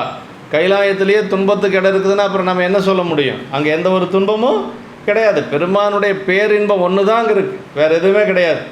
இவருக்கு வேறு இங்கே வர்றதுக்கான காரணமே ஒன்றும் இல்லைன்னு சொல்லி சாமி என்ன பண்ணார்? அந்த 2 பெண்களை பார்க்குற மாதிரி பெருமான் தானே செய்தார் இல்லையா? என்ன சொல்கிறாரு? மாதவம் செய்த தென்திசை வாழ்ந்திட தீதில்லா திருத்தொண்ட தொகை தர போதுவார் அவர் மேல்மனம் போக்கிடனார் சேக்கிழ பெருமான் இல்லையா? போக்கிடன்னு என்ன அர்த்தம்? அவர் மனசை அப்படி போகுமாறு செய்தார் அப்படின்னு சொல்லி சொல்கிறார். அப்படி அந்த மாதிரி ஒரு இன்பத்தில் இருந்தவர் சுந்தரர். ஆனால் இங்கே என்ன சொல்கிறார் அப்படின்னா, அங்கே இருந்ததை விட இந்த மண்ணில் வந்த பிறப்பு வந்து எனக்கு எல்லையில்லாத இன்பத்தை கொடுத்ததுன்னு சொல்கிறார். அந்த எல்லையில்லாத இன்பத்தை கொடுத்ததுக்கு என்ன காரணம்னா, கூத்தப்பெருமானுடைய தூக்கிய திருவடிங்க. ஆமாம், அப்போ கூத்தப்பெருமானுடைய நடனம் இருக்குது பாருங்கள், அது கைலாயத்தில் சிவபெருமான் கூட இருந்த அனுபவத்தை விட ஒரு நல்ல அனுபவத்தை சுந்தரர் கொடுத்துருக்கு. ஆமாம், அப்பர் சாமிகள் வந்து திருவண்ணாமலையில் இருந்த அனுபவத்தை சொல்லுகின்ற பொழுது சேக்கிழ பெருமான் எப்படி சொல்லுவார்னா, வீடு பேர் அடைஞ்சால் எப்படி அவர் இன்பம் அடைவாரோ அதை மாதிரி இன்பத்தை திருவண்ணாமலையில் அடைஞ்சாராம். தங்கு பிறப்பே வீட்டினுக்கு மேலாம் பெருமை சாதித்தார் அப்படின்னாரு. தங்கு பிறப்பே, இந்த பிறப்பு வீடு பேற்றை அடைந்தால் என்ன ஒரு பலன் கிடைக்குமோ அந்த இன்பத்தை திருவண்ணாமலையில் அவர் அடைஞ்சாராம். இதெல்லாம் நமக்கு வருமா அப்படின்னா, பெரியவங்களுக்கு அந்த மாதிரி எல்லாம் அனுபவம் வரும். இப்போ சுந்தரருக்கு கைலாயத்தில் சாமியோடு இருந்த பொழுது இருந்த ஒரு பேரின்பத்தை காட்டிலும் அதை விட ஒரு பல மடங்கு அதிகமான இன்பத்தை இப்போ அனுபவிக்கிறார். அதான் நம்முடைய அப்பர் சாமி என்ன சொன்னார், குனித்த புருவமும் கொவ்வை செவ்வாயில் குமின் சிரிப்பும் பணித்த சடையும் பவளம்போல் மேனியில் பால் வெந்நீரும் இனித்த முடைய எடுத்த பொற்பாதமும் காணப்பெற்றால் மனித பிறவியும் வேண்டுவது இந்த மாநிலத்தினர். இப்போ அவரும் ஏற்கனவே கைலாயத்தில் இருந்தவர் தான் இல்லையா, வாகீசராக இருந்து தவம் செஞ்சவர் தான், அந்த அனுபவம் அவருக்கும் தெரியும். ஆனால் இந்த மனித பிறவி எப்போ நமக்கு வந்து பயனுடையது அப்படின்னா, கூத்தப்பெருமானுடைய தூக்கிய திருவடியை வழிபாடு செய்கின்ற பொழுது.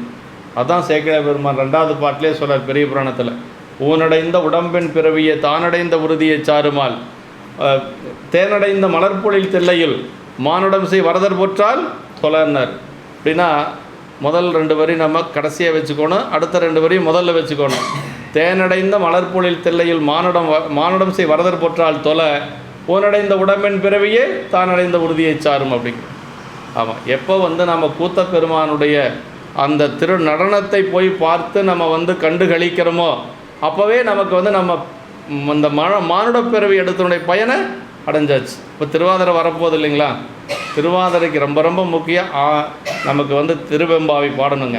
அது பாருங்கள், கூத்தப்பெருமானை பற்றியே வருது பாரு, அதுதான் ரொம்ப முக்கியம்.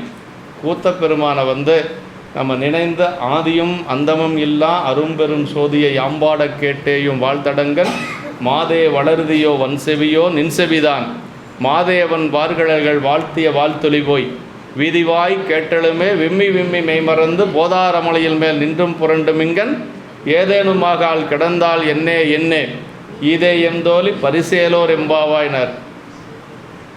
இந்த பாட்டை பார்த்துட்டு அப்புறமா அதுக்கு பொருள் சொல்லலான்னு பார்த்து கொஞ்ச நேரம். திருவெம்பாவை கண்டிப்பாக இந்த கொடியேற்றம் ஆயிடுச்சுன்னா 10 நாளைக்கு நீங்கள் வந்து திருவெம்பாவை தான் பாடணுங்க. ஏனைய பதிகங்கள் பாடுவது மரபு அல்ல. இதை யார் பின்பற்றியிருக்கிறாங்க அப்படின்னா 200 வருஷத்துக்கு முன்னாடி இருந்த சிவஞான முனிவர் பின்பற்றியிருக்கிறார். சிவஞான முனிவர் காஞ்சிபுரத்தில் தங்கியிருக்கிறார்.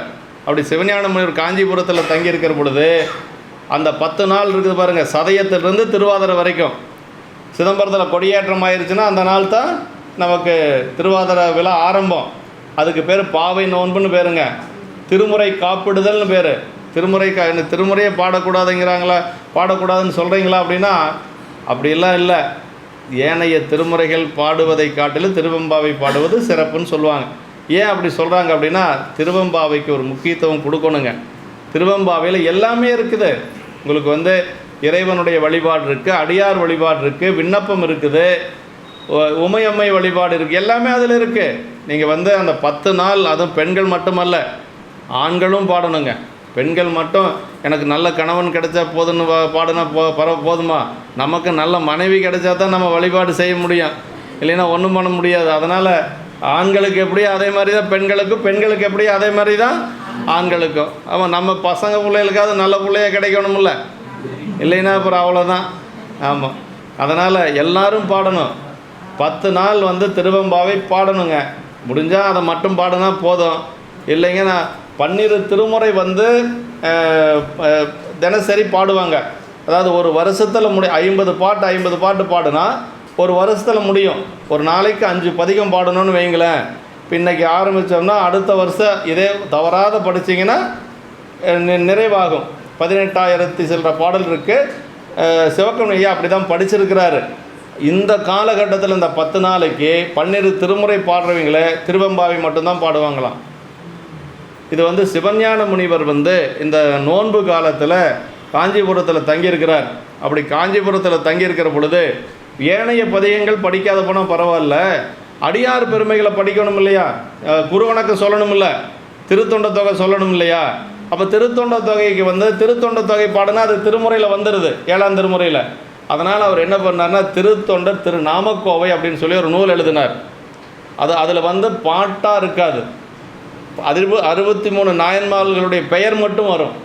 அது மாதிரி ஒரு நூல் சிவஞான முனிவர் இந்த நோன்பு காலத்தில் படிக்கிறதுக்காக செய்திருக்கிறார், திருத்தொண்டர் திருநாமக்கோவைன்னு. அப்போ சிவஞான முனிவரே செய்கிறார் அப்படின்னா அது தவறாக இருக்க போகுது? கண்டிப்பாக இருக்காது. அவர் எப்படிப்பட்டவர் தெரியுங்களா?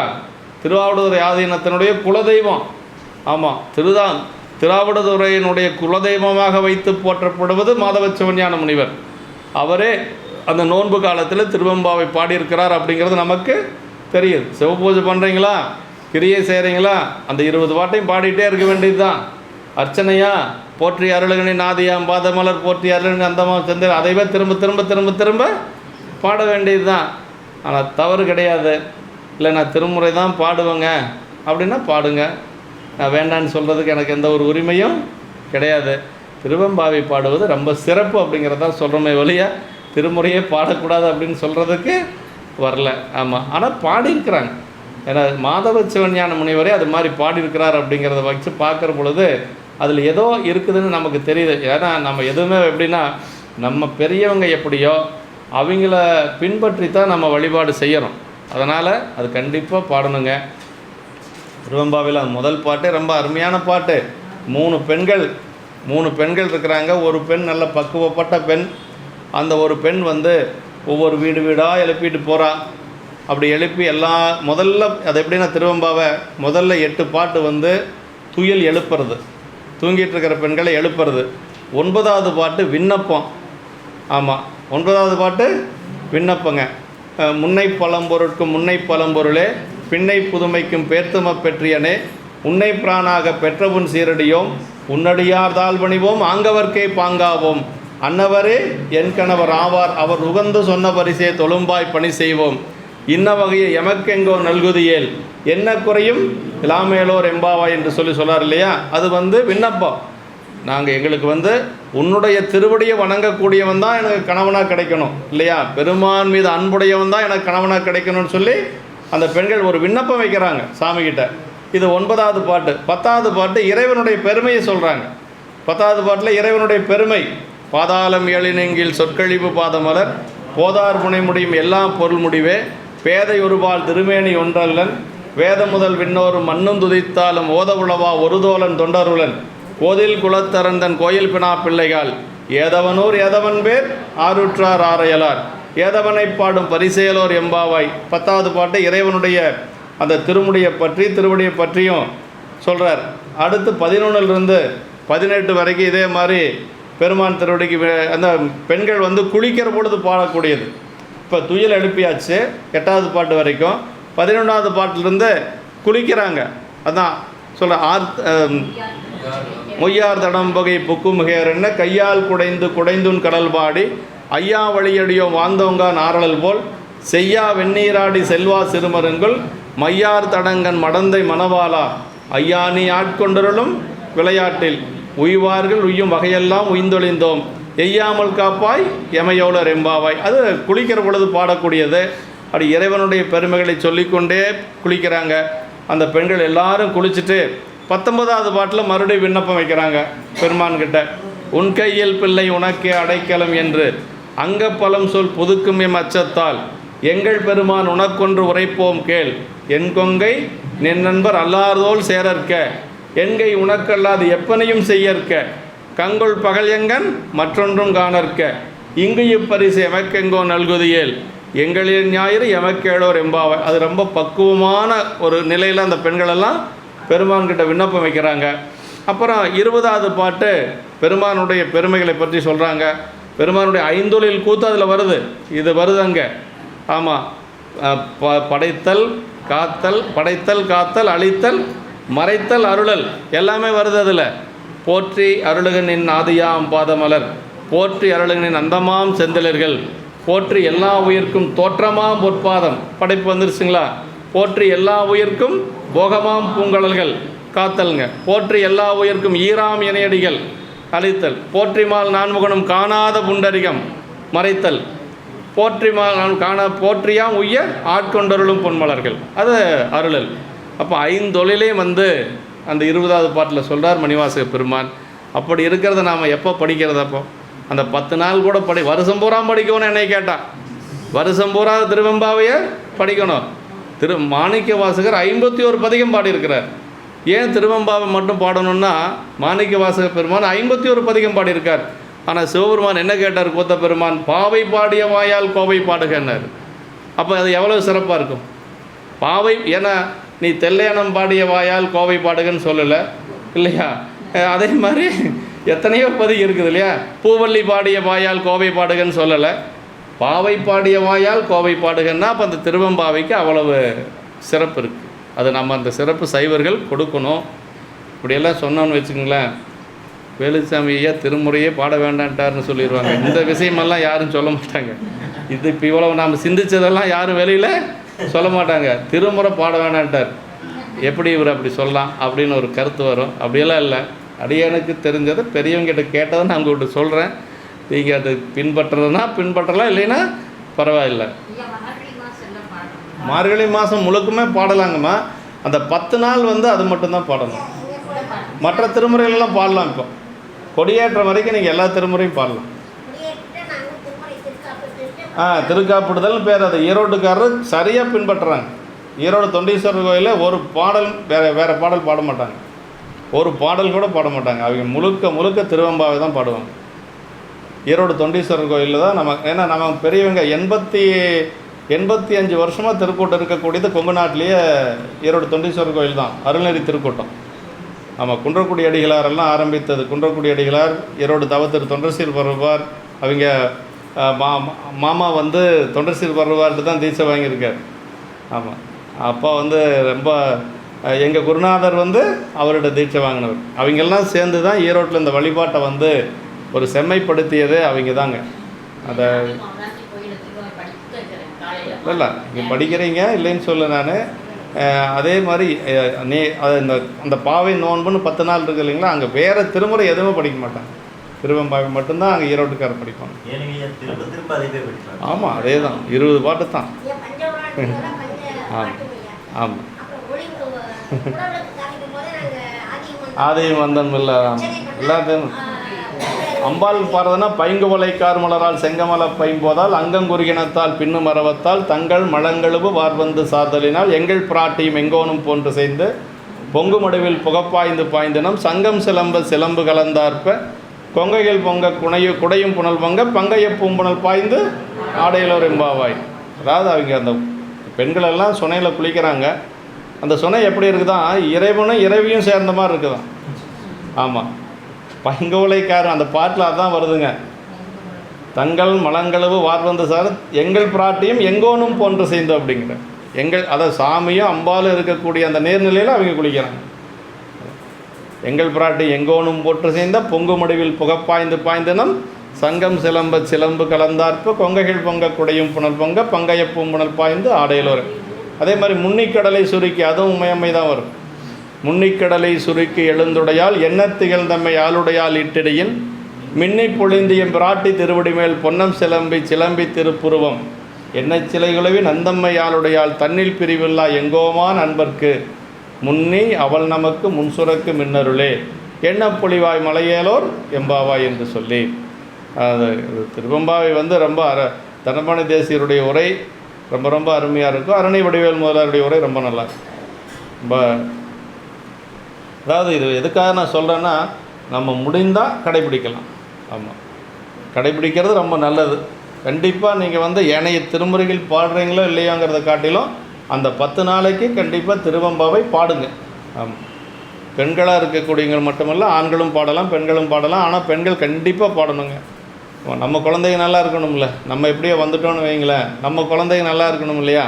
அது எங்கே இருந்தாலும் நல்லா இருக்கணும்னு அது மார்கழி மாதம் திருவெம்பாவை கண்டிப்பாக பாடணும். அதான் அவங்க பாடம், அவங்க எங்கேயாச்சும் படிச்சுட்டு இருப்பாங்க, எங்கேயாவது இருப்பாங்க, அது குழந்தைகளை போட்டு நம்ம தொந்தரவும் பண்ண முடியாது. ரொம்ப போட்டு ரொம்ப இது பண்ணால் அதே அதுகளுக்கு ஒரு பெரிய ஸ்ட்ரெஸ்ஸாக இருப்பாங்க இன்றைக்கி. அதனால் அதுக்கு பாட்டுக்கு வீடு இருக்கட்டு, நம்ம பாட்டுக்கு நம்ம வழிபாட்டை செஞ்சிட்ருக்கோம். அதுக்கு தான் பழமொழி படிக்கிற பதிகம் இருக்குது. பழமொழி படிக்கிற பதிகம் படிச்சிங்கன்னா நீங்கள் அந்த குழந்தைகளுக்கும் போய் சேரும். உங்கள் சந்ததியர்கள் எங்கெங்கே இருக்கிறாங்களோ, லண்டனில் இருந்தாலும் சரி, அமெரிக்காவில் இருந்தாலும் சரி, அவங்களுக்கு போய் சேரும். அப்படி ஒரு பதிகம் பாடியிருக்கார் சுந்தரர். இதுங்க, முன்னவன் எங்கள் பிரான், முன்னவன் எங்கள் பிரான், முதல் காண்பரிதாய பிரான், சென்னியில் எங்கள் பிரான், திருநீலமிடற்றெம்பிரான், மன்னிய எங்கள் பிரான் மறை நான்கும் கல்லானுக்கு சென்னிய முன்னவன் எங்கள் பிரான் ஆரம்பிக்குங்க. முதல் பாட்டு சுந்தரர் தேவாரத்தில். கடைசி பாட்டில் தான் சொல்கிறார், பள்ளியூர் வாழும் தென்னீர் பழமண்ணி படிக்கரையை அல்லியந்தாமரைத்தார் ஆரூரன் உரைத்த தமிழ் சொல்லுதல் கேட்டல் வல்லார் அவர்க்கும் தமர்க்கும் கிளைக்கும். ஆமாம், எல்லையும் நண்பகலும் இடர் கூறுதல் இல்லை என்று என்னார். சொல்லுதல் கேட்டல் வல்லார் அவர்க்கும் தமர்க்கும் கிளை. சொல்கிறவங்க கேட்குறவங்க அவங்களுக்கு அவங்களுடைய கிளைகளுக்கு. கிளைகள்னால் நம்முடைய சந்ததிகள் எல்லாத்துக்கும் போய் அது சென்னை பையா தான் அந்த பதிகத்தை பற்றி அடியன்ட்டு சொன்னாங்க. சென்னை பையா சொன்னதுக்கு பிறகு நான் தினசரி படிக்கிறதுக்கு ஆரம்பிச்சேன். ஆமாம், பூசைக்கெல்லாம் பூவெல்லாம் எடுத்து வழிபாடு செய்கிறதுக்குள்ளே அபிஷேகம் பண்ணுறதுக்குள்ளே இந்த பதிகத்தை எல்லாம் படிச்சிடுறது தான். இதுக்கு நம்ம நேரம் ஒதுக்கி படிக்கிறோமே என்ன. பள்ளுயிர் வாழும் தென்னீர் பழமண்ணி படிக்கரையை அள்ளியந்தாமரைத்தார் ஆரூரன் உரைத்த தமிழ் சொல்லுதல் கேட்டல் வல்லார் அவர்க்கும் தமர்க்கும் கிளைக்கும் அப்படின்னார். எல்லையும் நண்பகலும் இடர் கூறுதலில். யாராச்சும் படித்தாங்கன்னா கூட அவங்க படிக்கிறத கேட்டோம்னாவே போதும். ஆமாம், படிக்கணுங்கிறது கூட இல்லையா.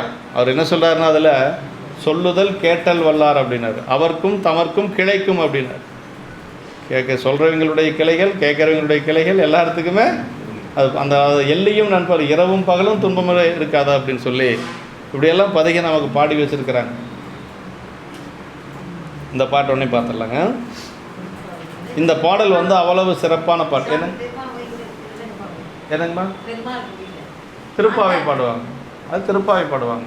அவங்க கரெக்டாக இருப்பாங்க, நம்ம தான் இருக்கணும். அவங்க ரொம்ப உரைப்பாக இருப்பாங்க தெரியுங்களா, ரொம்ப உரைப்பாக இருப்பாங்க. அவங்க திருப்பாவை தான் பாடுவாங்க. மார்கழி மாதம் திருப்பாவை தான். திருப்பதியிலேயே திருப்பாவை பாடுவாங்க. திருப்பதியிலேயே பிரபந்தம், அந்த 4000 பிரபந்தத்துக்கு முக்கியத்துவம் கொடுப்பாங்க. நம்ம அப்படி பண்ணுறது இல்லை. அவங்க அதில் உரைப்பாக இருப்பாங்க.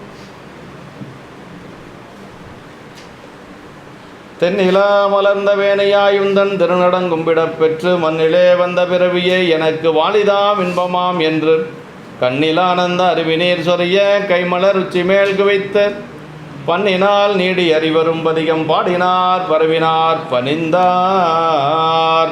அருமையான பாட்டுங்க. அதாவது தென்னிலா மலர்ந்த வேணியாய் உந்தன் திருநடங்கும்பிடப்பட்டு மண்ணிலே வந்த பிறவியை எனக்கு வாலிதாம் இன்பமாம் என்று சொல்கிறவர் யார்? சிவபெருமான் கூடவே இருந்தவர் இல்லையா. கைலாயத்தில் சிவபெருமான் கூட இருந்தவர் சொல்கிறாரு, இந்த காட்சியை பார்த்தது எனக்கு எப்படி இருக்குது அப்படின்னா வாலிதாம் இன்பமாம் அப்படின்னார். வாலிதாம் இன்பம்னா எல்லையில்லாத இன்பம்னு சொல்லி அர்த்தங்க. ஆமாம், அந்த மகிழ்ச்சியில் மலர்ந்த பெரியார் கண்களில் நின்று ஆனந்த மாறி அருவி போல சொரிய கைகளை தலைமேல் குவித்து கொண்டு தென்னிலா மலர்ந்த வேணி அப்படின்னா நிலா மலர்ந்த சடையவனே உனது திருக்கூத்து கும்பிடும் வாழ்வு பெற்று இந்த உலகத்தில் வந்த மானிட பிறப்பே எனக்கு நல்ல இன்பமாயிற்று. பெரிய என்ன சொல்லுவாங்க, எனக்கு இந்த பிறப்பு மட்டும் இருக்கவே கூடாதப்பா, இந்த பிறப்பு நீங்கணும்னு சொல்லி தானே நாம் வழிபாடு செய்வோம். ஆனால் இவங்க பெரியவங்களாம் எப்படி கேட்குறாங்க, பிறப்பு இருந்தாலும் பரவாயில்ல, அது கூத்த பெருமானை கும்பிடக்கூடிய பிறப்பாக இருக்கணுங்கிறாங்க. வேற ஒன்றும் இல்லை, கூத்த பெருமானுடைய திருவடியை வணங்கக்கூடிய பிறப்பாக இருக்கணுங்கிறாங்க. அதுதான் அந்த அனுபவம் அப்படிங்கிறது. அதுதான் இந்த உலகத்தில் வந்த மானுட பிறப்பை எனக்கு நல்ல இன்பமாயிற்று என்று பண்ணி நிரம்பி அரிதற்கரிய தேவார திருப்பதிகம் பாடி பணிந்தார் அப்படிங்கிற அப்படி பதிகம் பாடுறார் அந்த இடத்துல. அந்த பதிகம் நமக்கு கிடைக்கல, நாம் செஞ்ச புண்ணியம் அவ்வளோதான். ஆமாம், பல பதிகங்கள் செல்லரிச்சு போச்சு இல்லைங்களா, அதில் இது ஒரு பதிகம். அந்த பதிகம் மட்டும் கிடைச்சிருந்தால் நம்பிகளுடைய அந்த அவர் அடைந்த நிலையை நாம் அனுபவிக்க முடியும். ஆனால் அந்த பதிகம் நமக்கு கிடைக்காம படுத்தார் சாமி. ரெண்டாவது வந்த பதிகம்தான் அந்த மடித்தாடு மடிமைக்கன் என்று சொல்லக்கூடிய ஏயப்போன் கலிக்காம நாயனார் புணத்தில் வரக்கூடிய அந்த பதிகம் அது. ஆமாம், அது இந்த இந்த இந்த பாடலை பற்றி வையாபுரியார் எங்களுக்கு வகுப்பில் அதனுடைய இந்த பாடலுடைய பெருமைகளை ரொம்ப பலவாறு சொன்னாருங்க. அந்த அனுபவ நிலை, நம்பிகள் அடைந்த நிலை யாராலும் சொல்ல முடியாது. அவர் அப்படி ஒரு நிலை அடைஞ்சிருக்கிறார். பேரின்பம்னாலும் பேரின்பம், அவ்வளவு பேரின்பம். இந்த கைலாயத்தில் இருந்த நிலையை விட உயர்ந்த நிலை அப்படின்னு அவரே சொல்கிறார். அப்படின்னா அந்த அளவுக்கு அவர் அந்த நிலையில் இருந்திருக்கிறார். அதனால தான் அந்த அனுபவ பொருளை குமரகுருபரனால் சொல்ல முடியல. தென்னிலா மலர்ந்த வேணி அப்படின்னு தெளிந்த இறைவனை அடைந்தால் தான் உயலாம் என்று அந்த மலர்ந்து தெளிந்த அவ்வாறே அடைந்து வளர்ந்த இறைவனுடைய திருப்படி அடைந்தால் எப்படியாவது வாழ்ந்துடலான்னு அந்த நிலவுக்கு தெரிஞ்சிருக்குது பாருங்களேன். எல்லாரும் சொல்ல, தேவர்கள்லாம் சொல்ல அந்த அறிவு வந்திருக்குது. நம்ம தென்னிலா மலர்ந்த வேணியாய் உந்தன் திருநடங் மலர்ந்த வேணி மலர்கிடமாய் சடை தென்னிலா, இந்த உண்மை பிறரும் கண்டு தெளிய கிடந்த நிலா என்றெழுமாம் என்று சொல்லி தூயதாகிய தெல்லியதாகிய நிலா என்று சொல்கிறார். திருக்கழுற்றுப்படி மருங்கிலே சென்றவுடன் கலங்கரை விளக்கம் போல முதலில் நம்பிகளுக்கு காட்சிப்பட்டது நிலவே என்று சொல்லி முதல்ல அந்த நிலா தான் தெரிஞ்சுதான் நம்பிகளுக்கு. திருக்கழுற்றுப்படியில் விழுந்து வணங்குற பொழுது சாமியினுடைய தலைமையில் இருக்கக்கூடிய நிலா தெரிஞ்சுதான். ஏன் அப்படின்னா பெருமானுடைய கருணை இல்லையாது. பெருமானுடைய கருணை தன்னுடைய காலில் விழுந்தவனை தூக்கி தலைமையில் வைக்க முடியுமா? வேறு யாராவது வைப்பாங்களா? நம்ம சாமி தான் வைப்பார். அதான் கருணையே வடிவமானவன் இல்லையா? ஆமாம், பெருமான் தான் வைப்பார், வேறு யாரும் வைக்க முடியாது. இந்த தென்னிலா மலர்ந்த வேணி என்று சொல்லி, மலர்ந்த வேணி அப்படின்னா அதான் மலர்ந்து வரதுக்கு இடமாகிய சடை என்று சொல்லி, வேணினா சடை வேற ஒன்று. ஆமாம், மலர்தற்கிடமாகிய சடை என்று சொல்லி சொல்லார். கும்பிட பெற்று அப்படின்னா கும்பிடும் பேறு பெறுதலினால் மண்ணிலே வந்த பிறவி, இந்த உலகத்தில் பிறந்த பிறப்பு, கையிலிருந்து இங்கே அவதரித்து வந்தமையால் வந்த அப்படின்னு சொல்லி சொல்கிறார். ஆமாம், வந்த அப்படின்னா மேலே இருந்து கீழே வந்த, அவதரித்த அப்படின்னு சொல்லி பொருளுங்க. கையிலிருந்து இங்கே அவதரித்து வந்தமையால். திருக்கூட்ட சிறப்பில் கடைசி பாட்டில் சொல்கிறார்கள், இந்த மாதவர் கூட்டத்தை எம்பிரான் ஆளாளர் சுந்தரன் பாடிய வண்ணம் அப்படின்னு சொல்லி சொல்வார். பாடினா கைலாயத்திலிருந்து இந்த திருத்தொண்ட தொகை பாடுறதுக்காகவே கீழே வந்தவர் நம்முடைய நம்பிகள் அப்படின்னு சொல்லி சொல்கிறார். பிறவியே வாழிதாம் என்று சொல்லி, பிறப்பே தூய இன்பம் தருவதாம், பிறவியே முன் கையிலில் இருந்த நிலையினும் பார்க்க இப்பிறவியே என்று சொல்லி, அதாவது கைலாயத்தில் இருந்ததை விட இங்கே சிறப்பு அப்படின்னு சொல்லி அதனுடைய சிறப்பை சொல்கிறாருங்க.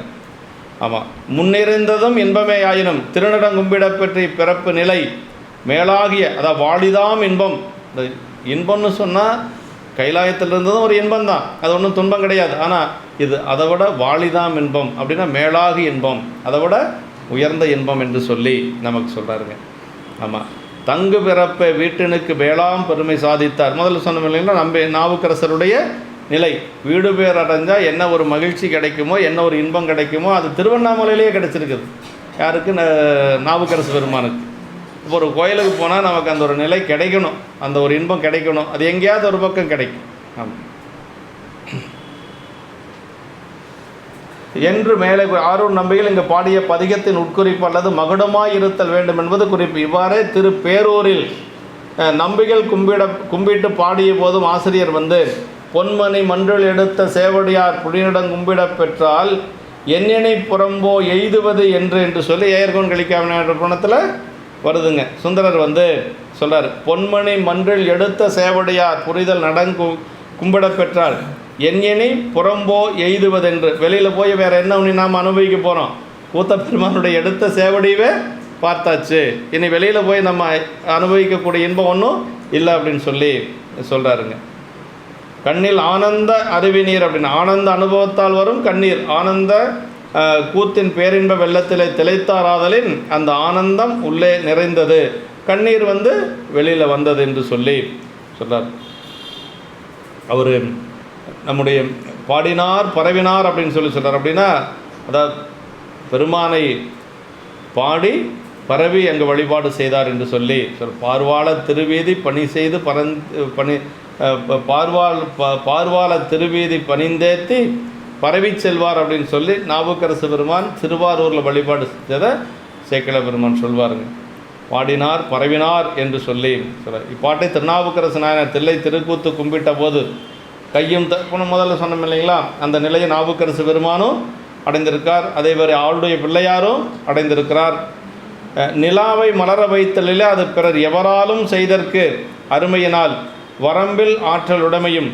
அதாவது நிலாவை வந்து மலர வைத்தல் அப்படிங்கிறது யாராலும் செய்ய முடியாது. கொஞ்சம் விட்டுருந்தா கொஞ்ச நாளில் வந்து சந்திரன் அழிஞ்சே போயிருக்கும், நமக்கு நிலவே இல்லாமல் போயிருக்கும். அதை பெருமானுடைய பெரும் கருணை தான் மீண்டும் வந்து வளரச் செய்தது. வேறு யாராலும் செய்ய முடியாது. அவன் எடுத்த உடனே சாமிக்கிட்ட வரல, முதல்ல திருமால்கிட்ட போகிறான். திருமால் என்னால் முடியாதுப்பா அப்படின்னு சொல்லிடுறாரு. அதற்கு பிறகு பிரம்மாட்ட போகிறான். பிரம்மன் தான் அதை சொல்கிறான். ஏன்னா பிரம்மன் கொஞ்சம் அறிவுடையவன். பிரம்மன் என்ன சொன்னான், நீ எங்கே போனாலும் வேலைக்கு ஆகாது, சாமியை போய் கும்பிடு, சாமியை நோக்கி தவம் செய்ய, வேறு யாரும் இதுக்கு ஒன்றும் பண்ண முடியாது. ஏன்னா சாபம் விட்ட ஆள் பெரிய ஆள். உங்கள் மாமனார் சாதாரணமாக நாளாக தக்கன் சாபம் விட்டது இல்லையா? அதனால் தக்கனுடைய சாபத்தை வந்து அதை மீண்டும் வந்து நீ பழைய நிலை அடையணும்னா சாமிகிட்ட மட்டும்தான் போகணும். அதனால தான் வந்து இந்த சோமன் வழிபாடு செய்தது சோமநாத், வேற ஒன்றும் இல்லை. அது முகலாயருடைய ஆட்சி காலத்தில் சின்ன பின்னப்பட்டு கஜினி முகமது படையெடுப்பில் பலவாறு அழிந்து பல முறை போரிட்டு அழிந்த ஒரு கோயிலுங்க. இருந்த பெரிய பெரிய பொக்கிஷங்களை எல்லாம் எடுத்துகிட்டு போயிட்டானுங்க. அதற்கு பிறகு புனரமைப்பு சர்தார் வல்லபாய் பட்டேல் இல்லைன்னா நமக்கு அது காப்பாற்றப்பட்டிருக்க முடியாது. வல்லபாய் பட்டேல் தான் அதை மீட்டு கொடுத்த பெருமை அவருக்கு தான் உண்டுங்க. ஆமாம், அப்போ வந்து நேருஜி பிரதமராக இருக்கிற பொழுது நேருனுடைய விருப்பத்தை மீறி அதை அவர் வந்து அப்போ வந்து அந்த கோயில் குடமுழுக்கில் வந்து ஆட்சியாளர்கள் கலந்துக்க கூடாதுன்னு ஒரு கட்டுப்பாடு. ஆனால் அதை மீறி வல்லபாய் பட்டேல் நான் கலந்து கொள்வேன் என்று சொல்லி அவர் தான் முன்னாடி நின்று அதை செய்தது அப்படின்னு சொல்லி வரலாறு இருக்குது. வல்லபாய் பட்டேல் தான் அதை செய்து காட்டிய பெருமை. விரும்ப மனிதர் இல்லையா, யாருக்கன்னும் பயக்காத மனிதர். அவர் தான் அதை வந்து புனரமைப்பு செய்து அந்த கோயிலை நமக்கு இன்றைக்கி எல்லாரும் போய் வழிபாடு செய்யக்கூடிய அளவுக்கு அதை மீட்டு கொடுத்த பெருமை வல்லபாய் பட்டேலுக்கு. அதை அப்படியே மெயின்டைன் பண்ணினது மோடிஜி பண்ணார். இதே மாதிரி நமக்கு நிலாவை மலர வைத்தல் அது பிற எவராலும் செய்தற் கருமையினால் வரம்பில் ஆற்றல் உடைமையும் கருணையே பற்றி செய்தமையினால் பேரருள் உடைமையும் சுத்தமாக்கியவினால் தூய உடம்பினாதலும் இவ்வாறு ஏனையவும் ஆக இறைவனது எண்குணங்களும் குறித்தவார் என்று சொல்லி நம்முடைய சுந்தரமூர்த்தி சாமிகள் வந்து அந்த இங்கே நம்முடைய பேரூரில் அடைந்த நிலையை நமக்கு சேக்கிழ பெருமான் நமக்கு பேரூரில் வந்து அவர் என்ன நிலை அடைந்தாருங்கிறத சொல்லார். காண்டலும் தொழுது வீழ்ந்து உடன் எழுந்து கரையில் அன்பு என்பினை உருக்கனர். அந்த கூத்தப்பெருமான் அவ்வளோ அழகாக இருப்பார். எல்லோரும் பார்த்துருப்போம் இல்லையா பேரூர் கூத்தப்பெருமான். சிதம்பரத்துக்கு அடுத்தது ஒரு அழகான கூத்தப்பெருமான் பார்க்குறோன்னா பேரூரில் தான் நம்ம பார்க்கணும். அது எப்படி அனுபவிச்சாருங்கிறத சொல்லார். வரும் காண்டலும் தொழுது வீழ்ந்து உடன் எழுந்து கரையில் அன்பு என்பினை உருக்கினார். அப்படி அந்த அன்பு எப்படின்னா எலும்பு எல்லாம் உருக்கக்கூடிய அளவுக்கு அன்பாம். அப்படி சுந்தரர் அனுபவிக்கிறார். அப்படி உருக்கி பூண்ட ஐம்புலனில் புலப்படா இன்பம் புணர்ந்து மெய்யுணர்வினில் பொங்க தாண்டவம் புரியும் தம்பிரானாரை தலைப்பட கிடைத்தபின் சைவ ஆந்தகையாருக்கு அடுத்த நிலைமையை விளைவை யார் அளவறிந்து உரைப்பார் அப்படின்ட்டார். பாருங்கள், எல்லாம் சொல்லி போட்டு சேக்கிழ பெருமான் அவருக்கு அடைந்த நிலையை யாராலையும் அளவெடுத்து உரை சொல்ல முடியாது அப்படின்ட்டார். அவ்வளோ இன்பத்தை அனுபவித்திருக்கிறார் நம்ம பேரூரில் கொங்கு நாட்டில். கொங்கு நாடு செய்த ஒரு பெரும் தவம். ஆமாம், நம்பிகள் வந்து கடைசியாக கைலாயம் போகிற பொழுது வந்த முதல் தலம் அவினாசி. அது நமக்கு ஒரு பெருமைங்க. ஆமாம், வில்லானை சருக்கத்தில் முதலாவதாக சொல்லப்பட்ட தலம் எதுனா அவினாசி தான். ஆமாம், அங்கேருந்து திருவாரூர்லேருந்து புறப்பட்டு வர்றார். திருவாரூர்லேருந்து வந்தவர் முதன்னு வந்து வழிபாடு செய்த தலமே அவினாசி தான். பெரிய புராணத்தில் வெள்ளானை சருக்கத்தில் அப்படி தான் இருக்குது. இங்கேருந்து அப்புறம் அவர் கேரளா போகிறார், கொடுங்கலூர் போகிறார். அது நாம் செய்த ஒரு பெரும் புண்ணியங்க. இப்படி தான் வந்து நமக்கு இந்த 2 பாடலுக்கு சரியாயிடுச்சு. சரி, இப்போ வந்து அந்த ஒரு பேரின்பத்தில் திளைச்சிருக்கிறார் நம்பிகள். அப்படி திளைச்சிருக்கிறவர் வந்து எங்கே போகிறதுங்கிறதெல்லாம் அவருக்கு தெரியாது இல்லையா. அடுத்தது எங்கே போகிறது அப்படிங்கிறது நம்மெல்லாம் வந்து ஒரு பிளான் வச்சுருப்போம். இந்த கோயில் இத்தனை மணிக்கு இந்த கோயில், அடுத்த கோயில் அங்கே, டீ சாப்பிட்றது இங்கே, அப்புறம் டிஃபன் சாப்பிட்றது அங்கே, அதுக்குள்ளே இடையில ஒரு கோயில், இப்படியெல்லாம் நாம் ஒரு ஷெட்யூல் வச்சுருப்போம். ஆனால் சுந்தரருக்கு அப்படியெல்லாம் கிடையாதுங்க. அவர் வாட்டில் போயிட்டுருக்கிறாரு. இப்போ அவருடைய யாத்திரையே எப்படின்னா திருத்துறையூரில் வந்து அவர் வந்து நிறுத்தனார் திருக்கூத்து கும்பிட நினைவுற்றார் அப்படின்னு சொல்கிறார். கூத்தப்பெருமான வழிபாடு செய்யணும்னு இது வரைக்கும் வந்தாச்சு. இப்போ இதுக்கு மேலே எங்கே போகிறதுன்னு அவருக்கு ஒன்றும் திட்டம் இல்லை. இப்போ என்ன பண்ணுறாருன்னா, இதே நல்லா இருக்குது இங்கேயே இருந்துக்கலான்னு இருக்கிறார். இதே நம்ம நல்ல ஒரு இடம் கிடைச்சா அதை விட்டுட்டு போகாமல் என்ன, அது மாதிரி இதே நல்லா இருக்குது இங்கேயே இருந்துக்கலான்னு இருக்கிறாரு. சாமி விடுவார என்ன, அவருடைய அவதார நோக்கமெல்லாம் இருக்குது இல்லையா. அதனால் அசரீரியா என்ன சொல்லிட்டாருன்னா, அடுத்த வாரம் அதுதான், பண்ணை ஆரூரில் வருக நம்பால் அப்படின்ட்டார்.